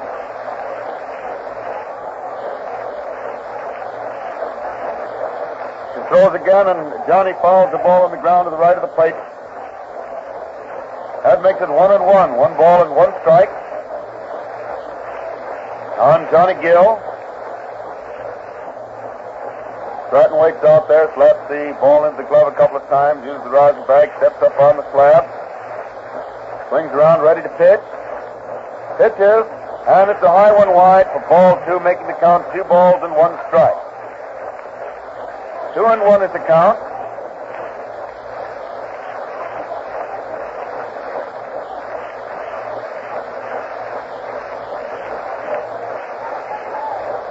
He's ready out there again. He throws. And Gill hits a long drive away out to deep right field, but it's foul. Foul against the right field wall. Wouldn't have gone in, but it was outside by several feet. And it's 2 balls and 2 strikes on Gill. Husky, left-handed hitter.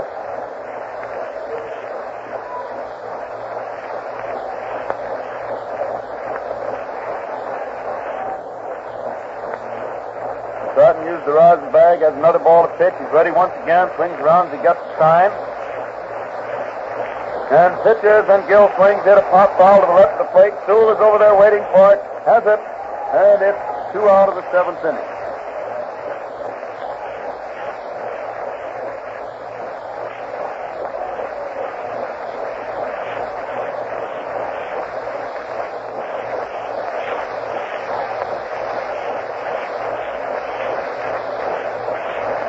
Jurgens up there now, 2 out of the 7th inning for the Cubs. Allen running for Hartnett, still on first base. Score 11-1. Favor the White Sox. The throws, and Jurg takes a strike over the outside corner about waist high. 1 strike on Jurgens. Ready out there again. Throws, and he brings it a high fly to short center field. Hayes is going back. Rosenthal coming in. And Jackie lets Larry come on in to make the catch after a long run for the 3rd out. And it ends the first half of the 7th inning with no run, 1 hit, 1 man left on base. And now the White Sox crowd, which is by far the biggest percentage of this audience today, steps up for its 7th inning stretch. And with a few cheers and yells, they get the old kinks out of the legs as the White Sox come in there to take their turn at bat. In the last half of the 7th inning, with Monty Stratton, the first man up. Stratton, who, as I said, in the latter part of the season, last couple of games hit very well and has hit hard today. Only a great play robbed him of a base hit in the 5th, and then he hit one in the 6th and hit it plenty hard to drive in a run, and he later scored one himself. Ken O'Day is now out there to catch for the Cubs. And the first man at bat in the 7th inning is Monty Stratton. Were you saying you wanted to say something, Mr. Fowler? Yes, Al Totten. All I'd like to say is this is the voice of labor. WCFL, Chicago. Well, if that's what you wanted to say, that's perfectly okay. I don't know why I shouldn't say it. In fact, you did say it. Here's Stratton at bat, start the last half of the 7th. He swings hard and misses the first one for a strike. 1 strike on Stratton. Bryant waiting out there again, has the sign, starts to wind up. And pitches, and Monty swings, hit a high fly, and it's left center. Deland is jogging in under it. He's waiting, has it, and it's 1 out in the 7th inning for the Sox. 1 out in the 7th, and Rip Ratcliffe, White Sox left fielder, is up there at the plate. Ratcliffe at bat.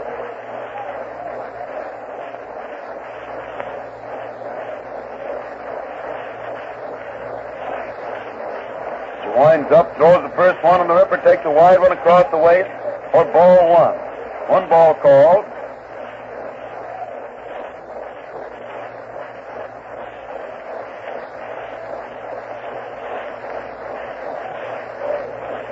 Pitcher ready once more, winds up again, throws, and it's a strike over the outside corner above the knees, so the count is 1 ball and 1 strike on Radcliffe.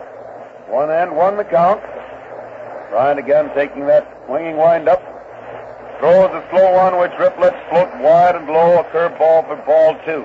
And it's 2 balls and 1 strike on the Ripper. 2-1 the count.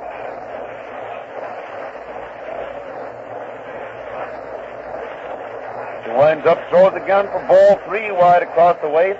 And it's 3 balls and 1 strike on Radcliffe. 3-1.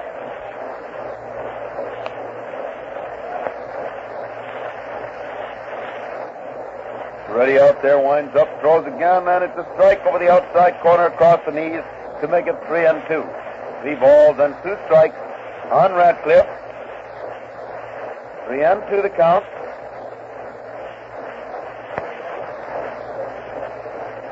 He swings again to hit a bounder. English is in front of it, gets it, throws the first, and it's 2 out of the 7th inning. 2 out of the 7th inning for the Sox. And Larry Rosenthal again is at bat. He's made 4 hits and 8 times at bat in the series.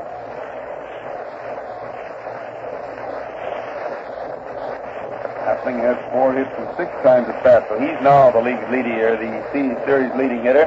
And here's the first pitch to Rosenthal. It takes a wide one across the waist for strike, off the outside corner at bat. No, it was a ball.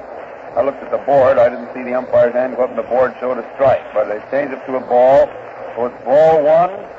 And there's ball 2 wide across the waist, making it 2-0, 2 balls and no strikes on Rosenthal.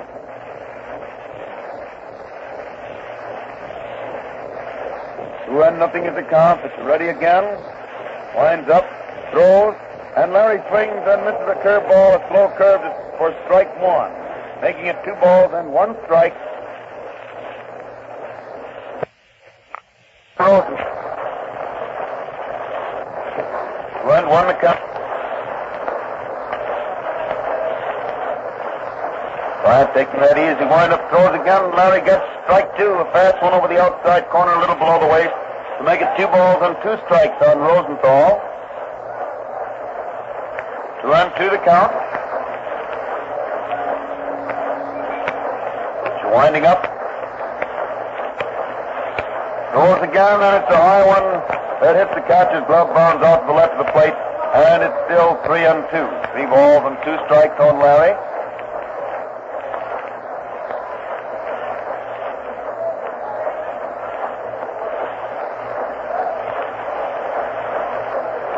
Three and 2 is the count with the pitcher ready once more. He starts to wind up again. And the hitter swings the foul ball back to the screen. It's still 3 balls and 2 strikes. Still 3-2 on Rosenthal.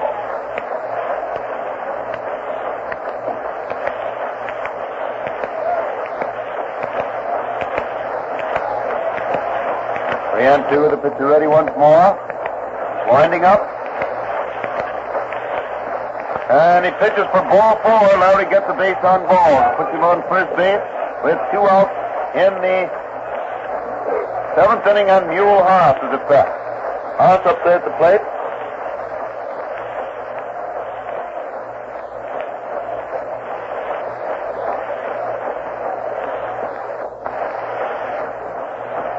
Bryant has the sign. He's ready. It's at first base. Throws, and the hitter takes the ball. It's inside and low. Day comes up with it ready. Springer and Rosenthal, a fast man, might be on the way or have a big lead. And, of course, the rumor still is naturally over in this league, same as in the National, that his throwing isn't all it should be, perhaps. Still watching first base. Throws, and the hitter takes a wide one across the knees for ball 2. And the count is 2-0, 2 balls and no strikes on Haas. 2-0 the count.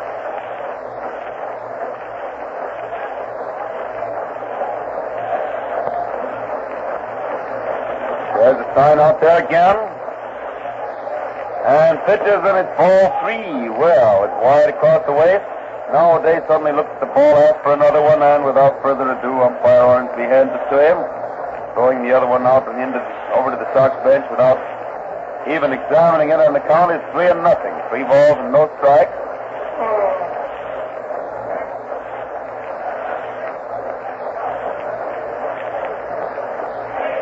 Three balls and no strikes. It's ready out there again. Throws, and it's a high one wide for ball 4. And Haas also gets a base on ball, moving Rosenthal to second base. And the White Sox have runners on first and second. 2 out in the 7th inning. And Zeke Ventura is at bat. Ventura up there at the plate.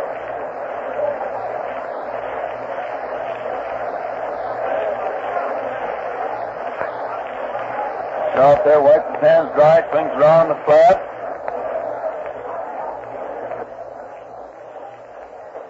And the first pitch is so close to Zeke, he has to almost fall down to get away from it and take it for ball 1. O'Day grabs the ball, throws it back out there to the pitcher, and Bryant waits there again. Swings around on the rubber, looks back at second, pitches, and it's ball 2. It's inside and low. Bryant's control is ordinarily pretty good, but it certainly isn't out there today. He walked a couple men in his in the 6th inning, and now he's walked 2 already in the 7th. As runners on first and second with 2 out. White Sox leading 11-1. Bryant throws again, and it's a strike. It gets the outside corner across the shoulders to make it 2 balls and 1 strike. 1 is the count. And Zeke swings in a high fly foul to the right of the plate. O'Day's jogging down there, calling for the ball. Has it, and it's 3 out, ending the 7th inning. No runs, no hits, 2 men left on base for the White Sox. And at the end of the 7th inning, the White Sox are leading the Cubs by a score of 11-1, a rather overwhelming margin in any man's league. Now somebody's going to come to bat in place. Lillard coming to bat in place of Bryant in the last half of the 7th inning. Or rather, the first half of the 8th inning. Still, it's hard to figure a Chicago team is up to start an inning. I don't know. When you talk about Cubs or White Sox, you always figure them the second team at bat. Start of the 8th inning. Lillard is batting for Bryant.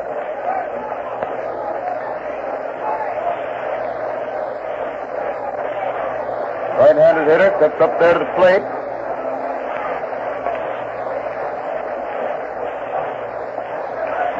And Stratton's first pitch is inside and low for ball 1.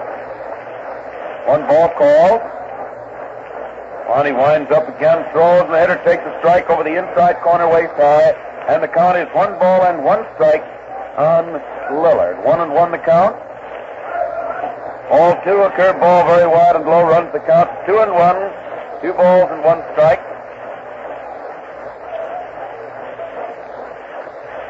Bryant gets the sign again, winds up, throws, and Gene swings it a slow bounder down the third baseline. Dykes comes in nicely and fires the ball across the infield with Ventura digging it out of the dirt and hanging onto it for the first out in the 8th inning. 1 out in the 8th inning for the Cubs. And Augie Galland, leadoff man and center fielder, steps up there to the plate. Galland is back.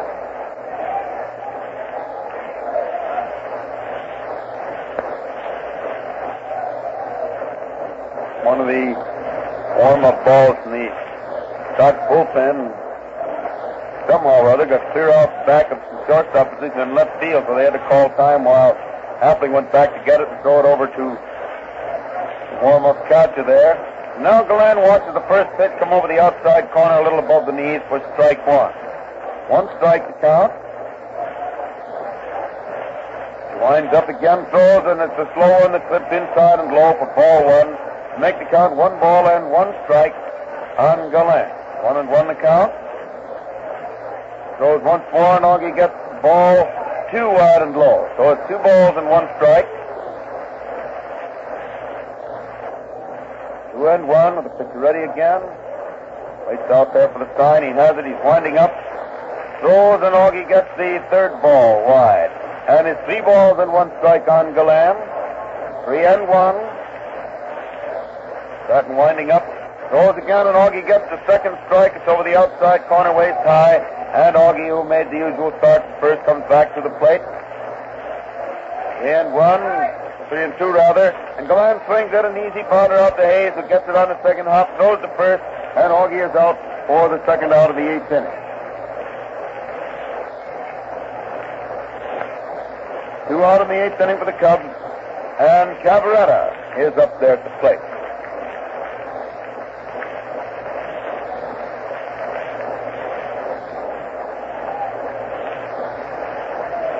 Ciavarella swings and drives the ball into center field for another base hit. His second hit of the game. And it puts Bill on first base with 2 out in the 8th inning.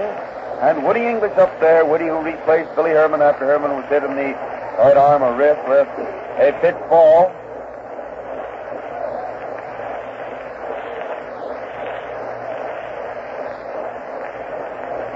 Throws the first one, and Woody gets a good strike. It's over the heart of the plate, a little above the knees. 1 strike on English.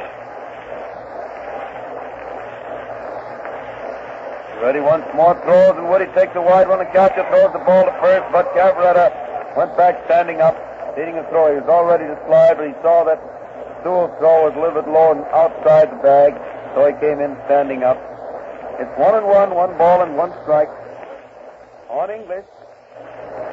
And he hits the next for a high foul down the right field line and back into the stands. Ciavarella was around second base, but he turns and strolls back to first.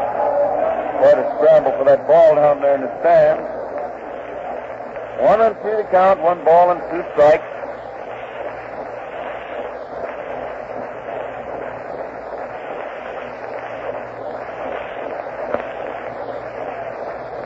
And Woody started for the next one, but stopped and pulled back to take it inside across the waist for the second ball. That makes it 2 balls and 2 strikes on Woody English. The start for the Cubs in the 8th inning with 2 outs. Ciavarella on first base. White Sox leading 11-1. Stratton ready again, throws, and it's ball 3 high and inside. Run the count to 3-2 on Ellie. 3 balls and 2 strikes.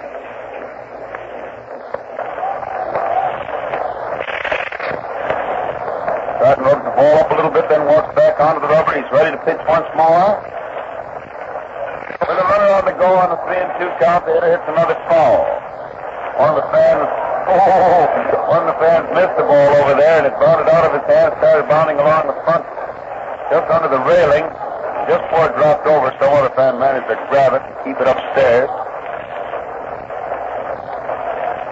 3-2 is the count. It's ready again.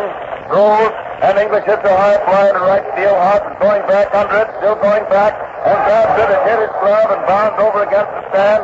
English pulls up at second base, and Ciavarella is scoring. And it's a long 2-base hit to the base of the wall in right field. Haas seemed undecided for a moment, and then when he did start going back, as hard as he could go, he couldn't quite reach it, and it hit his glove. So I really want Boyfriend to remember it, George. I think that's the Monar. Isn't it? No. That's the train. As soon as you open the door, I can tell which one it was. Giving us the whistle as usual. And now Demery at bat takes the first one for a strike over the outside corner about knee high. 1 strike to count. Score now 11-2 in favor of the White Sox. English on second base, 2 out, 1 run home, and Demery takes the ball wide, and the count is 1-1. 1 ball and 1 strike on Demery.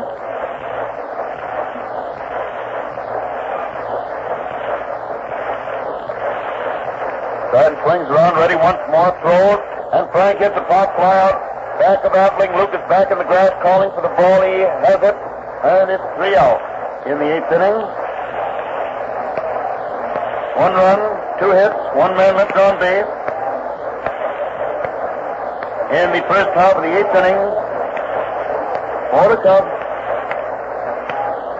And going into the last half of the 8th, the score is 11-2 in favor of the White Sox. Charlie Root, center and right-hander of the Cubs, is walking in to resume the pitching chores, and Charlie Grimm is waiting out there. Charlie gets a hand from the fans as he's announced.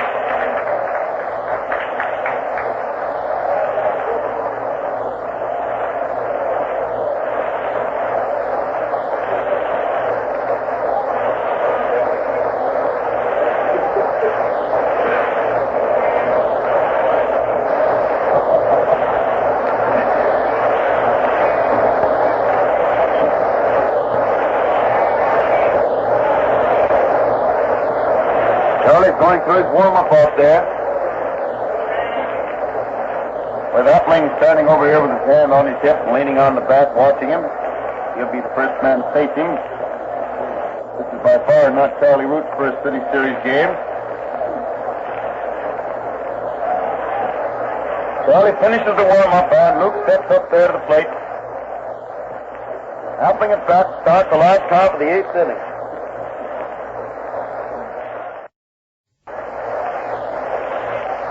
She starts to wind up, throws, and Luke jumps back to take a ball inside and low for ball 1. 1 ball call.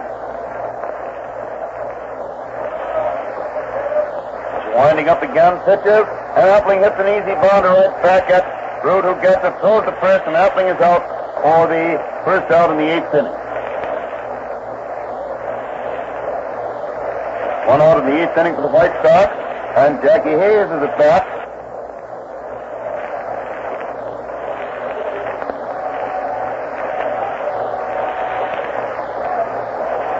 He winds up and throws, and Jackie swings it a high fly out into center field, and Galan racing in makes the catch for the second out. He had to go pretty well over toward right center to make that catch on the run, and it's 2 out in the 8th inning with Jimmy Dykes now at bat.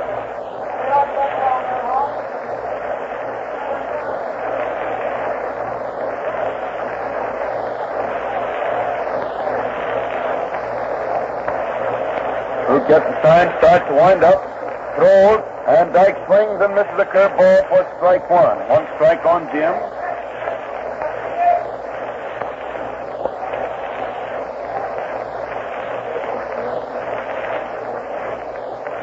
Strike to count, but you're ready out there once more. Takes the time, gets the sign, starts to wind up, throws, and it's a wide one across the waist for a ball, making it 1 strike on Dykes.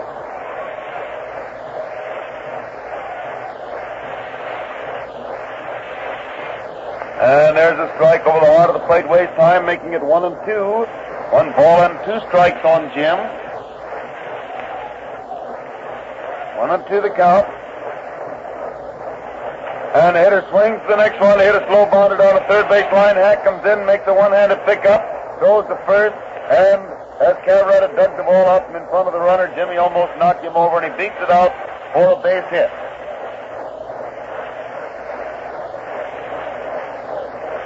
Dykes is on first base, 2 out in the 8th inning, and Sewell is at bat.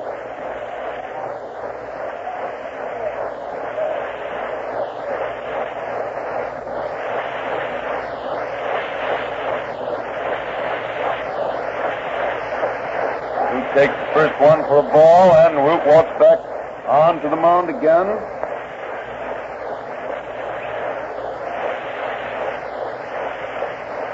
And the hitter hits the next one, a drive into center field, but Galan is waiting for it out there, has it, and it's 3 out, ending the 8th inning with no runs, 1 hit, and 1 man left on base for the White Sox. And at the end of the 8th inning, the White Sox are leading the Cubs by a score of 11-2.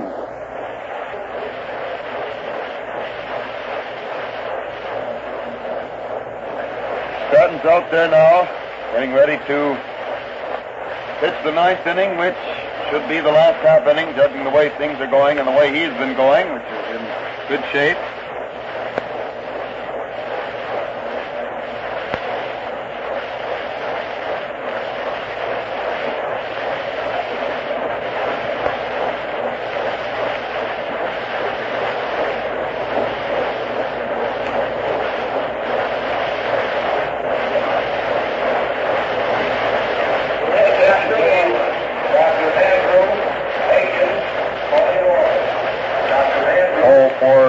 Down here, one of the doctors got to get in touch with some of the office department. Here's Stanley Hackett bat to start the 9th inning for the Cubs. Stratton stands there getting his sign. Throws, and it's a strike over the heart of the plate about knee high. 1 strike on Hack.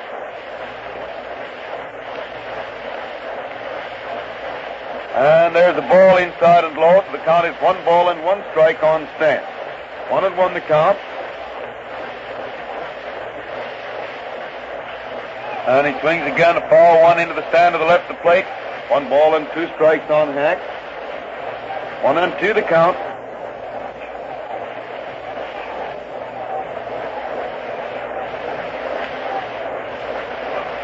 Stratton winding up, throws again, and Hack takes a high one wide for ball 2. And it makes it 2 balls and 2 strikes on Stanton. 2-2 is the count.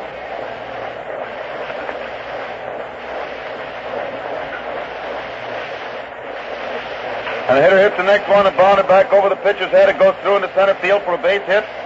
Single to center field by Hack, putting him on first base to open the 9th inning and bringing Ken O'Day, who has taken over the catching chore since Hartlett gave way to a pinch runner in the 7th. Ken O'Day at bat.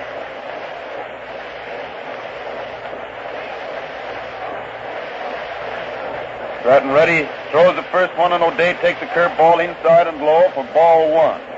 1 ball called.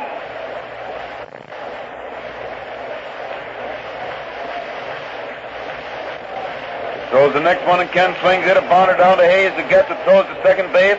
Appling's throw to first is too late to get the runner there. And Hack is forced at second to play, going Hayes to Appling for the first out in the 9th inning, leaving O'Day on first base with 1 out. And Johnny Gill is at bat. Gill up there at the plate.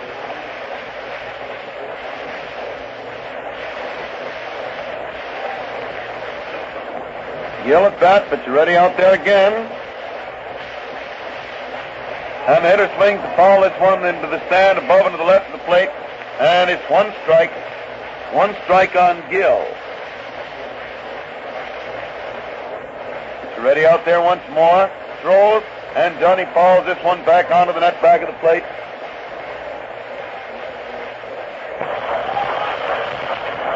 Right to the count with the pitcher waiting out there again. Johnny swings around as he gets his sign, throws, and it's a ball that gets away from Sewell, bounds out to the right, but not far enough to let the runner advance. And so it's 1-2 still, strike.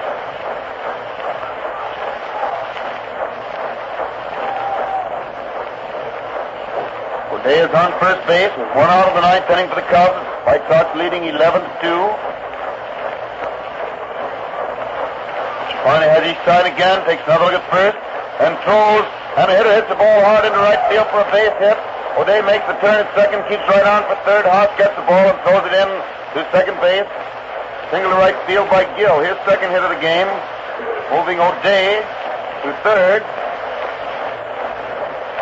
And bringing Bill Jurgis to bat. Jurgis up there at the plate.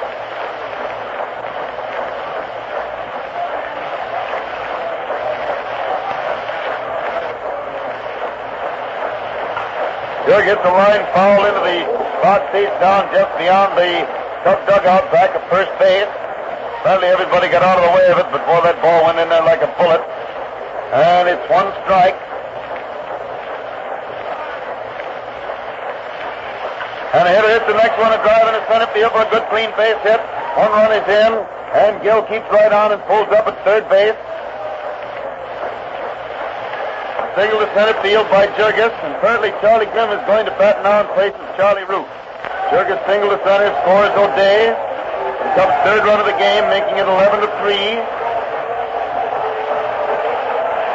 And Grimm is getting a hand from the fans as he walks out of the dugout. Some fans who are letting their rabidness, getting a little bit the better of their sporting spirit, are uttering a few boos, and there's no need for such a thing. Grimm is up there batting now in place of Charlie Root. Cub runners on first and third, and he hits the first one, an easy bounder back at Stratton, who gets it, throws hard to second base, and the throw to first. It's a double play, and the game is over. Benora comes running in, throwing the ball into the air, and tearing for the bench, and it's a double play. The play going from Stratton to Appling to Benora for the second and third out, ending the 9th inning, and the Sox win 11-2. In the 9th, Cubs had 1 run, 3 hits, 1 man left on base. And the total for the ball game, White Sox had 11 runs, 9 hits, no errors, with, let's see, 1, 2, 3, 9 men left on the bases. The Cubs had 3 runs. Let's see, they had 2, 3, 4, 5, 6, 7, 10 hits and 4 errors with 6 men left on the bases. The time of the game, 1 hour and 58 minutes. The winning pitcher was Strata, and the losing pitcher was Warneke. The totals again, giving the White Sox a 2-0 lead in the City Series. White Sox had 11 runs, 9 hits, no errors, with 9 men left on the bases. Cubs had 3 runs, 10 hits, 4 errors, and 6 men left on the bases. Time of the game, 1 hour and 58 minutes. The winning pitcher was Strata. The losing pitcher, Warneke. Tomorrow, the same 2 teams play here at Comiskey Park. Also on Sunday, in the 3rd and 4th games of the City Series. We won't be on the air with it tomorrow, will we, George? Because it seems that we got a little football to do out to that good old Northwestern. You'll be comforting my old pal Dick Hanley, and in the next booth I'll be bearing down on one of our other stations. So, we'll have a lot of fun out there. But that concludes this broadcast. The Mona was a little bit late today, but he got his whistle in just in time to get on the air. So, the final score today, 11-3. That means that the White Sox have won 2 games in a row, and tomorrow they're going to try to make it 3. Well, the Cubs have really got to come back tomorrow and do something. 4th game on Sunday. We will be with you then, won't we? Okay, games at 2 o'clock tomorrow and Sunday, but that's all for now. So Hal Totten is speaking for George, old Uncle George in his pipe here, trying to bid you good afternoon from Comiskey Park and return to the studio. Bye now.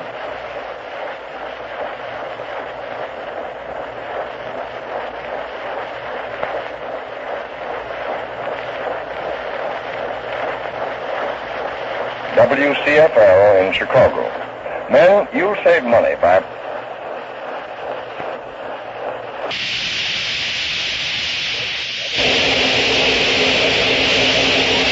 All Top presents Steak and other ready-to-eat cereals presents All Top. When you eat a bowl of Kellogg's cornflakes, millions of other people are also enjoying them. The Kellogg Company of Battle Creek, Michigan, buy only the best of ingredients.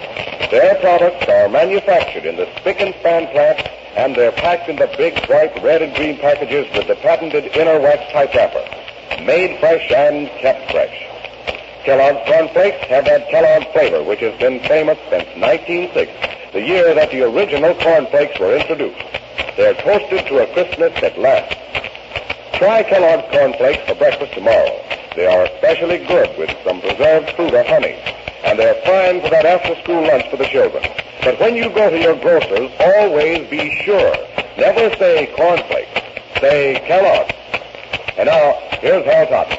Good evening, ladies and gentlemen. Well, tonight's the night the American Leaguers say, I told you so. All you American League fans get busy and chortle. Because it was an American League day all the way down the line. Them there Yankees evened up the series with the Giants, and if there was any doubt about their evening it up, well, the score was 18-4. Of course, the last 6 of those 8 runs were made in the 9th inning, but they were made. The Yankees had 18 runs, 17 hits, and no errors. To the Giants, 4 runs, 5 hits, and 1 error. The batteries for the Yankees, Gomez and Dickey. For the Giants, Schumacher, Smith, Kaufman, Gabler, Gumbert, and Mancuso. Here in Chicago, the White Sox made it to 2 straight over the Cubs, winning also very decisively 11-3. The White Sox had 11 runs, 9 hits, no errors. The Cubs 3 runs, 10 hits, and 4 errors. The batteries for the White Sox, Stratton and Sewell. For the Cubs, Warneke, Henshaw, Bryant, Root, and Hartnett O'Day. I don't know just what to say about those things, and yet I guess I do. That Yankee game down there in New York, when the Yankee power really started and turned on the heat, more or less, emphasized the fact that the Giants are really, in this series, one Carl Hopper. It's pretty hard to say at any time that a ball club is no stronger than any one man. But if Schumacher can't do it, and Smith couldn't stop them, then I don't know what they can expect in a case like this. For the simple reason that now Hubble is almost certainly got to come back tomorrow. There's a good chance he won't, that's true. There's a good chance somebody else, and he's a pretty good. But if Fitzsimmons pitches tomorrow, great cat, the way these Yankees turned on the heat today, he might very easily lose. Then Hubble comes back with a full 3-day rest, and they can't very well use him again in the series. If Hubble tomorrow with 2 full days of rest, and here sometimes in a very down situation like this, you can do that, although you'll find Hubble and others even doing it through the season. Then, if Fitzsimmons might come back and do it, somebody else, maybe Schumacher, and between the two of them win one game, then Hubble gets another crack at him after 2 more days rest, and they might be back in there. You can't ever tell. So it looks as though it's on Hubble's shoulders and practically no one else's. Here in Chicago, the collapse of the Cubs' defense has been probably even more startling than the collapse of the Cubs' much-heralded pitching staff. Because the pitching staff certainly hasn't held up, and yet in yesterday's game in which Lee lost, the defense collapsed to start him on his way, and in today, the very first inning, the defense collapsed, and then the big 8-run 6th inning, the defense was also very poor. The Cubs coming up with 4 errors today, 2 in that inning, to make it just too bad. And in the first inning it did. But when those White Sox hitters started to take cracks at Warneke in the 6th inning, there was known as 2 of the most dangerous hitting teams in the American League. Find this National League pitching not so very difficult after all, although, as I said, this is to be seen in the composite box scores of the 2 games played. Yankee composite box score first. You find the Yankees as a team hitting .329 in 2 games, while the Giants as a team are hitting only .231. The strange part of it is that fellows and health fellows who have made hits in each, with 3 hits in is hitting 4 hits in 9 and 444. Ott with 2 hits and 6 trips is 333. Mancuso with 2 hits and 5 trips is 400. And Jackson is the only regular under 300, and he has 1 hit and 8 times at bat with 125. I mean by that the only regular who has made a hit. Hubble himself has a batting average of 500 with his 2 hits and 4 times at bat. And Davis in there as a pinch hitter today made a hit to have a batting average of 1,000. But Moore has been held hitless in 10 times at bat, Lieber in 4, Ripple in 2, and Whitehead in 7. Now, compare to that the fact that the Yankees find only 1 man who is engaged in either of these 2 games that hasn't made at least 1 hit. And that is Charlie Ruffing, the pitcher who pitched the opening game of the series and was shut out in 3 times at bat. In fact, he struck out 2 of those 3 times. So everybody in the lineup, including Gomez, the pitcher today, has had something to do in the batting line. Now, when you have the hitting running all the way up and down the line that way, it's pretty tough. The most sensational showing at bat so far in the World Series is Jake Powell, a fellow who really wasn't figured so seriously at the start. As a matter of fact, some people weren't sure that he would be regularly in there, although it was practically certain. But Powell, a boy who came from Washington in the deal for Ben Chapman this year, is hitting .714, just a mere .714. He's made 5 hits and 7 times at bat and has gained a couple of walks. Other sensational averages, Rolf has 3 hits and 7 times at bat, and Frank and Joe have 4 in 9 times at bat. Other fellows are all below 300. And that leads me to say another thing. 2 of the biggest guns of the Yankee attack have been held below 300. And they're not going to stay there, at least 1 of them. So in other words, they've won this 1 game to even it up without the really serious services of Lou Gehrig, who has made 2 hits and 8 times at bat, and Dickey, who has made 2 and 9 times at bat, that they're almost bound to get before the series is over. The big shot today, of course, was Lazzeri, whose lone hit of the series, giving him an average of 143, happened to be a home run with the bases full, which is a lot of home runs in any league. Gomez came up with a base hit, and so he's very happy tonight. The White Sox-Cubs series, we find not quite as striking a situation, but still bad enough. The White Sox are hitting .231 as a team, with Appling topping the list, or rather tied with Rosenthal at the top of the list, with 4 hits and 8 times at bat. Each of them has a 2-base hit. Dykes is third with 2 hits and 6 times at bat with .333 average, and all the rest of them under 300. Stratton, the pitcher, made a hit today to have an average of .250. Sonora has 1 hit and 6 trips with .167. Radcliffe 1 hit and 7 trips with .143. And Hayes and Sewell each have 1 hit and 8 times at bat with .125. So their hitting hasn't been overpowering, but the Cubs pitching has been so bad and their defense so bad. There are 5 errors in 2 games and 12 passes in 2 games, making it, they're giving the Sox an opportunity which they haven't overlooked. The Cub batting average is only .209 as a team, which is not very good. The Giants, incidentally, are hitting .231 as a team, which ties the present White Sox. The leader of the Cubs is Woody English, who has made 1 hit in his only appearance for a perfect average. But of those who have been in the game, in both games, Gill, making 4 hits and 8 times at bat, has an average of .500. Hack, with 2 hits and 6 trips, has .333. Hartnett with 2 hits and 7 trips, .286. Ciavarella with 2 hits and 8 trips, .250. And then on down, Demery has only 1 hit and 7 tries. Golan and Jurgis 1 and 8. And the rest of them haven't hit. So you find the same weakness in the Cub team that the Giants are showing, and the same strength in the Sox team that the Yanks are showing, and that is that everybody pretty near has had something to do. Only 2 of the White Sox players haven't made at least 1 hit. Haas, who has been up 6 times, and Kennedy, the pitcher, who was up 4 times yesterday. Whereas, of the Cubs, Herman, Warneke, Lillard, O'Day, Grimm, Lee, and Carlton, who have been at bat anywhere from 1 to 5 times, haven't made a base hit. Before we go any farther, I do want to remind you of one thing. And that is, remember what we said last night. The baseball player who won the Kellogg's Most Valuable Player contest will be announced Monday night, the winner of the player winning the Pontiac sedan. And then, if possible, Monday night, or if they haven't been able to figure through all the letters by that time, at least within the next 2 or 3 days after Monday, the main prize winners of the fans who wrote in will be announced. And also, every single person who voted in the contest is going to receive by mail a complete list of all the prize winners. If you know how many thousand that involved, it would give you a big kick.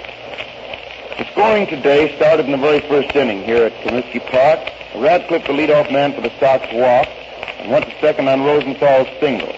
Haas laid down a bunt toward third base, and Warneke went over there and got it with plenty of time to get Radcliffe at third base. He'd have had him by 8 feet, but he had one of those things happen like Ciavarella did yesterday and threw the ball clear down to the canvas down the left field line, with the result that both Radcliffe and Rosenthal were able to score, and Haas reached third. Warneke looked like himself in striking out Sonora and making Appling hit a ball toward Herman, but it was hit a little to Billy's right, rather hard hit, and caromed off Herman's glove for a scratch double, putting Haas across the plate. The Cubs got one of those back in the second inning with 1 out when Hack walked, went to second on Hartnett's scratch hit, and scored on Gill's single. The big blow-up, however, came in the 6th inning, and after pitching great ball, allowing only 1 hit after the first inning, and that coming in the 5th, why, Warneke really was tagged, and tagged plenty. Benura opened the inning with a resounding single to center. Appling single to right, putting Benura on second. Hayes sacrificed the boys along. Dykes was purposely passed, filling the bases. Sewell single to center, as he so often does in a clinch, scoring Benura and Appling to third. And then when the throw-in got away from Hack, Stratton went to second. After he'd won and play which much a hard hit ball, ball got away from Ciavarella. He trying to throw to Phil at first to still get another run with the hot horses. New pitcher came in, and then Appling single to draw to end that big run. 1 in the 8th when second time an English step opened with a single, but was forced rather by O'Day, who was in there. O'Day went to third on Gill's single and scored on Jurgis' hit. That's all low, and tomorrow they play the 3rd game of the series. But, Ford, you got something to say? You know, people often say the way to jollity and value is to look forward. We invite you to invite us. precious things as a patented feature that makes it strong outside carton. Just a zip of your thumb and presto up pops the lid. Inside, wrapping to protect the flavor and freshness of the flakes. The wax tights are found only on Kellogg products. Open that. Then notice how uniform those delicious toasted flakes, how perfect each one is, how wonderfully fresh and good they smell. Things perhaps, but they mean careful manufacturing and hot. The next time you buy corn flakes, get Kellogg and discover. Kellogg presents Hal Totten with his inside story on baseball each day at this time except Sunday. The National Broadcasting Company, WENR, the voice of service in Chicago. At this time, we leave the air in favor of WLS.